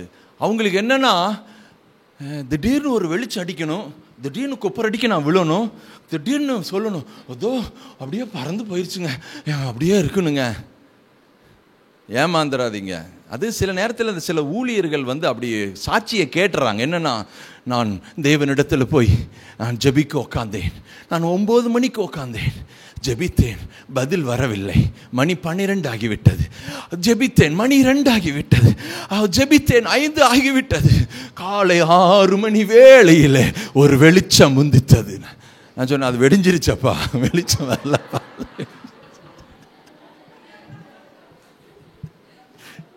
சும்மா இதெல்லாம் அந்த காலத்தில் இந்த சிஸ்டம் அப்படி ரொம்ப புல்லரிக்கும். அப்படியே சேர்ல உட்காந்து கேட்டு அப்படியே எந்திரிச்சிடும் பாருங்க. நாங்கெல்லாம் அப்படியே நெட்டாடி நிற்கிற மாதிரி. இதை கேட்டுட்டு இந்த சபைக்கு சில வரவங்க கொஞ்சம் அப்படியே போராடிட்டு அதை இதை விட முடியாம அப்படி இருக்குன்னு சொன்னா அவங்க என்ன நினைச்சிட்டாங்கன்னா, அப்படியே உட்காந்துட்டே இருக்கலாம், திடீர்னு ஒரு அடிப்பாரு, நான் தொப்புன்னு விடுவேன். நான் நினைச்சேன்னா, நீங்க அப்படி நினைச்சிட்டீங்கன்னா எல்லாத்தையும் கண்ணை மூட சொல்லிட்டு நானே அங்க வந்து கேட்டுச்சு நான் அதை செஞ்சலன்னு பார்க்குறேன். அப்படி விரும்பினா சொல்லுங்க சார், நானும் செஞ்சிடறேன். கர்த்தர் எனக்கு அந்த அதிகாரத்தை கொடுத்துருக்கிறாரு. நீ அதுக்காக ரொம்ப நாள் காத்திருக்க வேண்டிய அவசியம் இல்லை. இன்றே ரட்சணிய நாள், இன்றே அணுக்கரை நாள் மாதிரி கொடுத்துட்டு போயின்னே இருக்கலாம். ஐயோ அப்படியெல்லாம் இல்லைங்க. தேவன் எப்படி கிரியை செய்ய விரும்புகிறார்? உன் இருதயத்தை திறந்து கொடு. ஆமே. ஆதாம் சொன்ன போதனைய ஆபேல் கேட்டான், காயின் கேட்கலைங்க. ஆபேல் இருதயத்தில் ஆபேல் விசுவாசத்தினாலே பலிகளை செலுத்தினான். அந்த விசுவாசங்க, அந்த இருதயத்தை கர்த்தர் நமக்கு தந்திருக்கிறார். நம்ம ரட்சிக்கப்பட்டவர்கள், ஞானஸ்தானம் எடுத்தவர்கள், மீட்கப்பட்டவர்கள். இப்பேற்பட்ட ஒரு காரியத்திலிருந்து நான் விடுதலை அடையணும், அவர் எனக்கு உதவி செய்வார். அது எவ்வளவு பெரிய காரியமானாலும் கர்த்தர் எனக்கு நன்மை செய்வார் என்று சொல்லி இருதயத்தை திறந்து கொடுத்தாவே அங்க வாழ்வு உதயமாயிருச்சு. வாழ்வு உதயமாயிருச்சு. ஆமேன். இப்ப பாருங்க, இவன் முகநாடி வேறுபட்டுருச்சு, ஜம்முன்னு அப்படியே உட்காந்து நிற்கிறாரு. தேவன் அங்கிருந்து வராரு, பேசுறாரு. ஆபேல்கிட்ட கூட பேசலைங்க, பலி அங்கீகரிக்கப்பட்டாச்சு. ஆபேல்கிட்ட பேசல, யார்கிட்ட வராரு? நான் சொல்றேன், இன்னும் மாம்சத்தில் போராடி கொண்டு இருக்கிறவர்களுக்கு இன்னும் வாய்ப்பு இருக்கிறது. இன்னும் நீங்கள் மாம்சத்தோடு போராட வேண்டிய அவசியம் கிடையாது. மறைஞ்சு காரியத்தை செய்யணும்னு அவசியம் கிடையாது. உங்கள் குடும்பத்திற்கு நீங்கள் துரோகம் செய்ய வேண்டிய அவசியம் கிடையாது. இன்னும் கர்த்தர் வாய்ப்பை கொடுக்கிறார். முகநாடி வேறுபட்டுருச்சு, என்னென்னமோ நடக்குது, யாருக்குமே தெரியாதுங்க சார். உங்களுடைய சுபாவம், உங்களுடைய பழக்க வழக்கம், உங்களுடைய எண்ணம், யோசனை, பேச்சு யாருக்கும் தெரியாது. உங்களுக்கு மட்டும்தான் தெரியும், தேவனுக்கு மட்டும்தான் தெரியும். அவ்வளவு ரகசியமாய் சுகந்தரமாய் கர்த்தர் உங்களை படைத்திருக்கிறார். நீங்க ஒரு காரியத்தை மறைக்கணும், நீங்க காரியத்தோட செய்யணும்னு சொல்ல திறமையாய் செய்யலாம். அந்த எல்லா திறமைகளும் உங்களுக்கு இருக்கிறது. ஆனால் தேவன் ஒருத்தர் இருக்கிறார், அவர் என்னை பார்க்கிறார். நான் அவருக்கு முன்பதாக எல்லாம் வெளியரங்கமாக இருக்கிறது. நிச்சயம் நான் அவருக்கு என்னை ஒப்பு கொடுக்கிறேன்னு சொல்லிச்சுன்னா இருதயத்தை திறந்து கொடுத்துருவீங்க. பாருங்க, இன்னும் வாய்ப்பை கொடுக்கிறாரு. முகநாடி வேறுபட்டுச்சு. அப்புறம் கர்த்தர் காய் நோக்கி, ஏன் உனக்கு எரிச்சல் உண்டாயிற்று? உன் முகநாடி ஏன் வேறுபட்டது? அடுத்த வசனம் பாருங்க. நீ நன்மை செய்தால் மேன்மை இல்லையோ? நீ நன்மை செய்யாதிருந்தால் பாவம் வாசற்படியில் படுத்திருக்கும், அவன் ஆசை உன்னை பற்றி இருக்கும், நீ அவனை ஆண்டு கொள்வாய். பாவம் எங்க படுத்திருக்குமாமா? அப்படியா? புதிய உடன்படிக்கையில் இதுக்கு இன்னொரு வசனம் என்ன சொல்லுவாங்க? இதோ வாசற்படியில் இயேசு நிற்கிறார். பழைய உடன்படிக்கையில் எது படுத்திருந்துச்சு? பாவம் படுத்திருந்துச்சு. புதிய உடன்படிக்கையில் இயேசு வந்திருக்கிறார். நீ எதற்கு கதவை திறக்கிறாய் மகனே? அதுக்கு இல்லை இந்த வசனம். தேவன் சொல்லார், தேவன் வாசற்படியில் படுத்திருக்குன்னு சொல்ல வேண்டிய அவசியம் இல்லை. பாவம் ஏற்கனவே இருக்கிறது. பாவம் ஆதாமை ஆண்டு கொண்டது. ஆதாமின் மூலமாய் முழு உலகத்தையும் ஆண்டு கொண்டது. பிறக்கிற ஒவ்வொருவரும் பாவத்தால் ஆளப்பட்டவர்கள் தான். அவங்க வாசப்படியில் படுக்கணும்னு சொல்ல வேண்டிய அவசியம் இல்லை. அங்க என்ன சொல்ல வருகிறார்? ஏன்னா இரக்கத்தின் தேவன் காயின் முகநாடி வேறுபட்டுருச்சு, அவனோட டீல் பண்றார். இது என்னுடைய சாயல் அல்லவா, என்னுடைய ரூபம் அல்லவா? அவன் இருதயத்துக்குள்ள ஏதோ தப்பான எண்ணம் கொண்டிருக்கிறான். அவனுடைய நம்பிக்கை வித்தியாசமா இருக்கிறது. நான் இன்னும் அவனிடத்துல நான் இறங்கி போய் அவனிடத்துல பேசுவேன், அவன் குணத்தை மாத்திரக்கு முயற்சி செய்வேன், அவனுக்கு தேவையான உதவிகளை செய்வேன் என்று சொல்லி அவர் இறங்கி வந்து பேசுகிறார். அப்படி பேசும்போது சொல்ல, காயினே ஏப்பா இவ்வளோ முகத்தை உருன்னு வச்சு நிற்கிற, ஏப்பா உம்முன்னு இருக்கிற, கொஞ்சம் சிரிச்சு பேசப்பா, கொஞ்சம் பல்ல காட்டப்பா, கொஞ்சம் சிரி, ஏன் உம்முன்னு இருக்கிற? நிச்சயம் உங்கள் குடும்பத்தில் யாராவது உம்முன்னு இருந்தால் போய் என்ன பண்ணுங்க, ஏப்பா உம்முன்னு இருக்கிறேன்னு பேசுங்க சார், பேசுங்க. ஆமேன். கடைசி வரைக்கும் உங்களோடு கூட இருக்கிற ஒருத்தர் இருக்கிறன்னு சொல்லிச்சுன்னா மனைவிக்கு யாரு தான்? கணவன். கணவருக்கு யாரு தான்? மனைவி தான். ஆமேன். இது மாற்றாத பிரமாணம் மாதிரி. அதை இதையும் நம்ம ஒன்றும் போட்டு குழப்பிக்கவே வேண்டாம். ஏன் முகநாடி வேறுபட்டு பேசுகிறாரு பாருங்க. அப்படி அவர்கிட்ட வந்து இப்போ ஏப்பா இருப்பா, ஏப்பா அப்படி இருக்கிற, ஒன்றும் இல்லை, என்ன நடந்துருச்சு, ஏன் இப்படி இப்போ இப்படி முகம் இப்படி உருன்னு இருக்கிற அப்படின்னு சொல்லிட்டு போயிடலார். அப்பா நான் ஒன்று சொல்கிறேன் கேளு, நீ நன்மை செய்தால் மேன்மை இல்லையோ, நீ நன்மை செய்யாதிருந்தால் பாவம் வாசற்படியில் பலி. அதாவது என்ன சொல்ல வர்றாருன்னா, உன் பலியை அங்கீகரிச்சுட்டா உனக்கு மேன்மாப்பா, என் பலியை கர்த்தர் அங்கீகரிச்சிட்டார். அப்படி உன் பலியை அங்கீகரிக்கவில்லை என்றால் பலி செலுத்தக்கூடிய ஆட்டுக்குட்டி வாசற்படியில தான் படுத்திருக்குதுங்கிறார். நீ உன் கொண்ட காய்கறி கொண்டு வந்து ஏற்றுக்கல, பரவாயில்ல, இப்போ உடனே போ. ஏன்னா ஆபேல் தன்னுடைய தலையீட்டுல கொழுமையானதுல ஒன்ன கொண்டு வரல. எதை எத்தனை கொண்டு வந்தான்? சிலவற்றை. நிறைய ஆட்டுக்குள்ள கொழுகொள்னு இருக்கிற பழுதற்ற அநேக ஆட்டுக்குட்டிகளை கொண்டு வந்தான். ஒன்னு மட்டும் தான் பலி செலுத்தலாம், மீதி எல்லாம் அங்கதான் மேய்ஞ்சிட்டு இருக்குது. ஒன்னு வாசப்படியில போய் படுத்துருச்சு. அங்க பாவம் படுத்துட்டு இருக்குதுல்ல, பாவத்துக்குரிய நிவாரணம் படுத்து கொண்டு இருக்கிறது. ஏன் உன் முகநாடி வேறுபடுது? ஏன் உம்முனா மூஞ்சி மாதிரி இருக்கிற? ஏன் கோவப்படுறேன்? ஏன் நன்மை செய்யல, உன்னை ஏற்றுக்கொள்ளலின்னு சொல்லி இவ்வளவு அங்கலாய்ப்பா? இல்ல இல்ல, ஏற்றுக்கொள்ளக்கூடிய நிவாரண பலி அங்க இருக்குது. நீ எடுத்து பலி செலுத்தலாம் அல்லவா? எவ்வளவு மகத்துவமான தேவன் நம்முடைய தேவன். ஆமென். சத்தமா ஆமென் சொல்லுங்க பார்க்கலாம். வாவ்.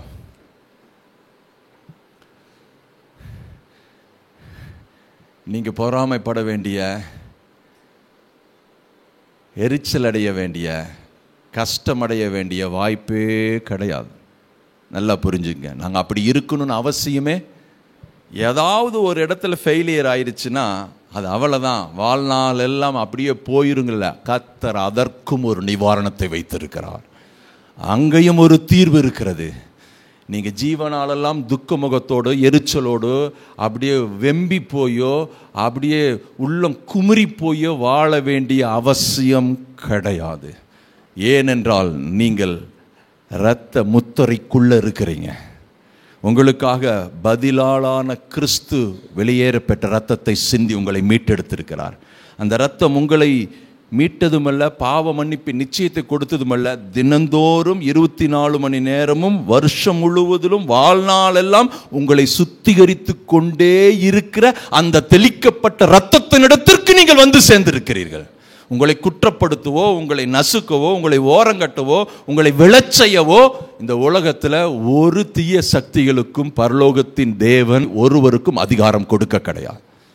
எத்தனை பேர் ஆமீன் சொல்றீங்க?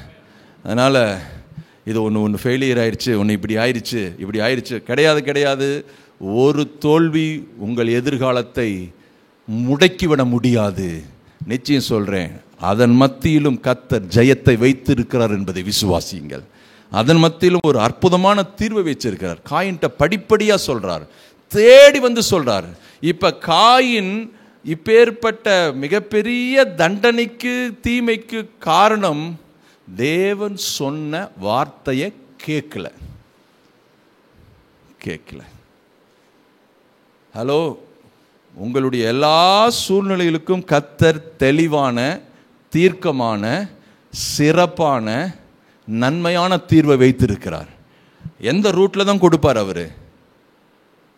எந்த ரூட்ல தான் கொடுப்பாரு? வார்த்தையின் ரூட்ல தான் கொடுப்பார். அது உங்களுக்கு சொப்பனமாக வரலாம், தரிசனமாக வரலாம், பிரசங்கமாக வரலாம். ஆனால் எது அதனுடைய ரூட் காஸ்? வேறு என்ன? கடவுளுடைய வார்த்தை. ஒருவன் இந்த வார்த்தையின்படி கேட்டால் அவனுக்கு விடியற் காலத்து வெளிச்சம் உண்டு. சத்தமாமின்னு சொல்லுங்க பார்க்கலாம். உங்களுக்கு சகல பிராசாரியின் இடத்துல வந்தா சகல வழக்குகளும் தீர்க்கப்படும். ஏன்னா அங்கே கர்த்தருடைய வார்த்தை இருக்கிறது. ஆமென். சத்தமாமின்னு சொல்லுங்க பார்க்கலாம். அதனால காயினை போல நம்ம முகநாடி வேறுபடவோ, எரிஞ்சு உலகவோ, உங்கள் முகத்தை பார்க்கறதுக்கே ரொம்ப சங்கட்டமாக இருக்குவோ வேண்டவே வேண்டாம். 24 மணி நேரமும் நான் மகிழ்ச்சியாய், நிறைவாய், சந்தோஷமாய், உற்சாகமாய் இருப்பேன். எத்தனை பேர் ஆமீன் சொல்றீங்க? என்ன காரணம்? என்ன தைரியம்? என்ன நிச்சயம்? என்ன உறுதி? நான் இரத்த முத்திரைக்குள்ள இருக்கிறேன், இரத்தத்தின் பாதுகாப்புக்குள்ள இருக்கிறேன். ஒருவேளை என்னுடைய வாழ்க்கையில் என்னுடைய சுயநலமாய், என்னுடைய சுய புத்தியில் நான் சாஞ்சி ஏதாவது தவறு நடந்திருக்குமா என்றால் அந்த தவறல்ல என்னுடைய தீர்ப்பு, என்னுடைய இறுதி. அந்த தவற்றின் மத்தியில் கர்த்தர் எனக்கு ஒரு ஜெயத்தை வைத்திருக்கிறார். நான் அதை பார்க்கிறேன், அதை விரும்புகிறேன். ஏதோ ஒரு தவறு நடந்துருச்சு, ஒரு தடுமாட்டம் நடந்துச்சு, ஒரு குறைவு நடந்துன்னு சொல்லிட்டு வாழ்க்கையே முடிஞ்சதுன்னு போக வேண்டாம் சாரு. கர்த்தர் இன்னும் உங்களோடு பேசுகிறார். காயினிடத்திலேயே பேசினவர் உங்களோட பேச மாட்டாரா? நாமெல்லாம் வெளியேற பெற்ற குமாரனுடைய ரத்தத்தினால கழுவப்பட்டு மீட்கப்பட்டு நமக்கு பதிலாளாய் மரித்து நம்மளை மீட்டெடுத்து அந்த இரத்த கோட்டைக்குள்ள, அந்த இரத்த முத்திரைக்குள்ள, இரத்த வேலிக்குள்ள, இரத்த பாதுகாப்புக்குள்ள வைத்திருக்கிறாரு. ஒரு தடுமாற்றம் நீங்க சுயநலமா செய்யும் பொழுது அவர் உங்களை கை கழுவி விடுவாரா? வாய்ப்பே கிடையாது. அவர் திரும்ப வருவார், பேசுவார், இடைபடுவார். ஏதோ ஒரு விதத்தில் கர்த்தருடைய வார்த்தை உங்களுக்கு நினைப்பூட்டப்படும். அந்த வார்த்தையை பிடிச்சு கொள்ளுங்க, நீங்கள் கரை சேருவீர்கள். அந்த வார்த்தையை பிடிச்சு உங்க வாழ்க்கை செழிப்பா இருக்கும், நன்மையா இருக்கும். வார்த்தையினாலும் அந்த அந்த வல்லமையினாலும் உள்ள நிரம்புங்க சார். வேதம் சொல்வது கர்த்தரிலும் அவர் சத்துவத்தின் வல்லமையிலும் பலப்படுங்கள். ஹஹா, என்னென்ன வல்லமை குறித்து வேதம் சொல்லுது? ரத்தத்தின் வல்லமை குறித்து, நாமத்தின் வல்லமை குறித்து, வார்த்தையின் வல்லமை குறித்து, சத்தியத்தின் வல்லமை குறித்து, அவருடைய கரத்தின் வல்லமை குறித்து, அவருடைய வஸ்திரத்தின் வல்லமை குறித்து, அவருடைய பார்வையின் வல்லமை குறித்து, அவருடைய பேச்சின் வல்லமை குறித்து, அவருடைய நிழலின் வல்லமை குறித்து என்னவெல்லாம் சொல்லப்பட்டிருக்குதோ அந்த சத்துவத்தில் பலப்படுங்கள் ஐயா. கர்த்தர் நல்லவர். சத்தமாமேன்னு சொல்லாமே. ஓகே, நான் இதோடு முடிக்கிறேன். அடுத்த வாரம் கன்னியூ பண்ணுறேன். இது லெந்து நாட்களாய் இருப்பதனாலும் சிலுவை தியானத்தை குறித்து அதிகமாய் நாம் தியானிப்பதாலும் நிச்சயம் மார்ச் மாதம் முடிகிற வரைக்கும் சிலுவையை பற்றிய உபதேசங்கள், சிலுவையின் காரியங்கள், சிலுவைக்கு அடுத்த காரியங்களை குறித்தே நம்ம சுற்றி சுற்றி வருவோம். ஏராளமான சத்தியங்களை கர்த்தர் வைத்திருக்கிறார். அதை விசுவாசிப்போம், பலப்படுவோம், இந்த பூமியில் அவருக்கு சாட்சியாய் வாழ்வோம். ஆமென். நாம் எழும்பி நிற்கலாம், நாம் கண்களை மூடி நாம் ஜெபிக்கலாம். அன்பின் பிதாவே, கர்த்தராகிய இயேசுவின் நாமத்திலும் மண்டை வருகிறோம். எங்கள் கொடுத்த இந்த நல்ல ஆராதனைக்காய் நன்றி ஆண்டவரே. இரத்தத்தின் மேன்மை குறித்து, மாண்பை குறித்து நாங்கள் திரும்ப திரும்ப வேதத்திலிருந்து தியானிக்கவும் ஆண்டவரே, எங்களுக்காக தன் ஜீவனை விட்டீரே. எப்படி நம்முடைய இரத்தமெல்லாம் எங்களுக்காக சிந்தப்பட்டு ஒரு மாபெரும் பதிலாளாய் நிவாரணத்தை ஏற்படுத்தி என்றென்றைக்கும் இந்த நிவாரணம் எல்லா தலைமுறையினருக்கும் உகந்ததாய் இருக்கும்படி விலையேற பெற்ற காரியத்தை கல்வாரி சிலுவிலை செய்து முடித்தீரே. அந்த பிதாவாகிய தேவனுடைய அன்பை நாங்கள் எண்ணி பார்க்கிறோம். எங்கள் மேல் வைத்த அந்த மாசில்லாத அந்த அன்புக்காய் நன்றி ஆண்டவரே. ஒருவேளை எங்களுடைய முற்பிதாக்கள் செய்த தவற்றை எல்லாம் நீர் எழுதி வைத்திருக்கிறீர். அதை பார்க்கும் பொழுது, தியானிக்கும் பொழுதெல்லாம் அந்த தவற்றை நாங்களும் செய்யாதபடி ஆண்டவரே, யாரெல்லாம் உம்மை விசுவாசித்து உமக்கு பலி செலுத்தி உம்முடைய பார்வையில் அங்கீகரிக்கப்பட்டார்களோ அப்பேற்பட்ட ஒரு விசுவாசம் எங்களுக்குள்ளும் எழும்பட்ட ஆண்டவரே.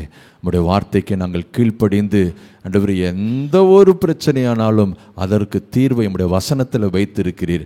அந்த வார்த்தையை சென்று அடையவும், அந்த வார்த்தையை நாங்கள் விசுவாசிக்கவும் கர்த்தர் எங்கள் மனக்கண்களை திறந்திருப்பதற்காய் நன்றி செலுத்துகிறார் ஆண்டவரே. வந்திருக்கிற ஒருவர் கூட குற்ற உணர்வோடு, பலவீனத்தோடு, பிரச்சனைகளோடு வாழக்கூடாது. எல்லா எங்கிலும் சமாதானம் உண்டாவதாக. நீர் சொல்லியிருக்கிறீர், பாளையம் அங்கிலும் எளியவன் ஒருவன் கூட இருக்கக்கூடாது, பலவீனன் ஒருவன் கூட இருக்கக்கூடாது. நான் பலவீனப்பட்டு இருக்கிறேன் என்று நகரவாசி சொல்லுவதில்லை என்று நீர் சொல்லி இருக்கிறீர் ஆண்டவரே. அந்த வார்த்தைக்கு அடையாளமாய் உம்முடைய பிள்ளைகளாகிய நாங்கள் எல்லாரும் உம்முடைய இரத்த கோட்டைக்குள்ள, இரத்த முத்திரைக்குள்ள, அந்த இரத்த வாழ்வுக்குள்ள இருக்கிறோம் என்பதை அறிந்து ஆண்டவரே, வெற்றியுள்ள, ஜெயமுள்ள, ஆசீர்வாதமான, மனமகிழ்ச்சியான வாழ்க்கையை இந்த உலகத்தில் வாழுகிற வரை ஒவ்வொரு நிமிடமும் வெளிக்காட்டும்படி எங்க ஜனங்களுக்கு நீர் அனுக்கிரகம் செய்வதற்காய் நன்றி ஆண்டவர். அப்படி செய்வதற்காய் நன்றி. வந்த ஜனங்களை ஆசீர்வதிக்கிறேன். எல்லார் மேலும் உடைய பூரண கிருபை இருப்பதாக. கர்த்தர் உங்களை ஆசீர்வதித்து உங்களை காக்க கடவர்.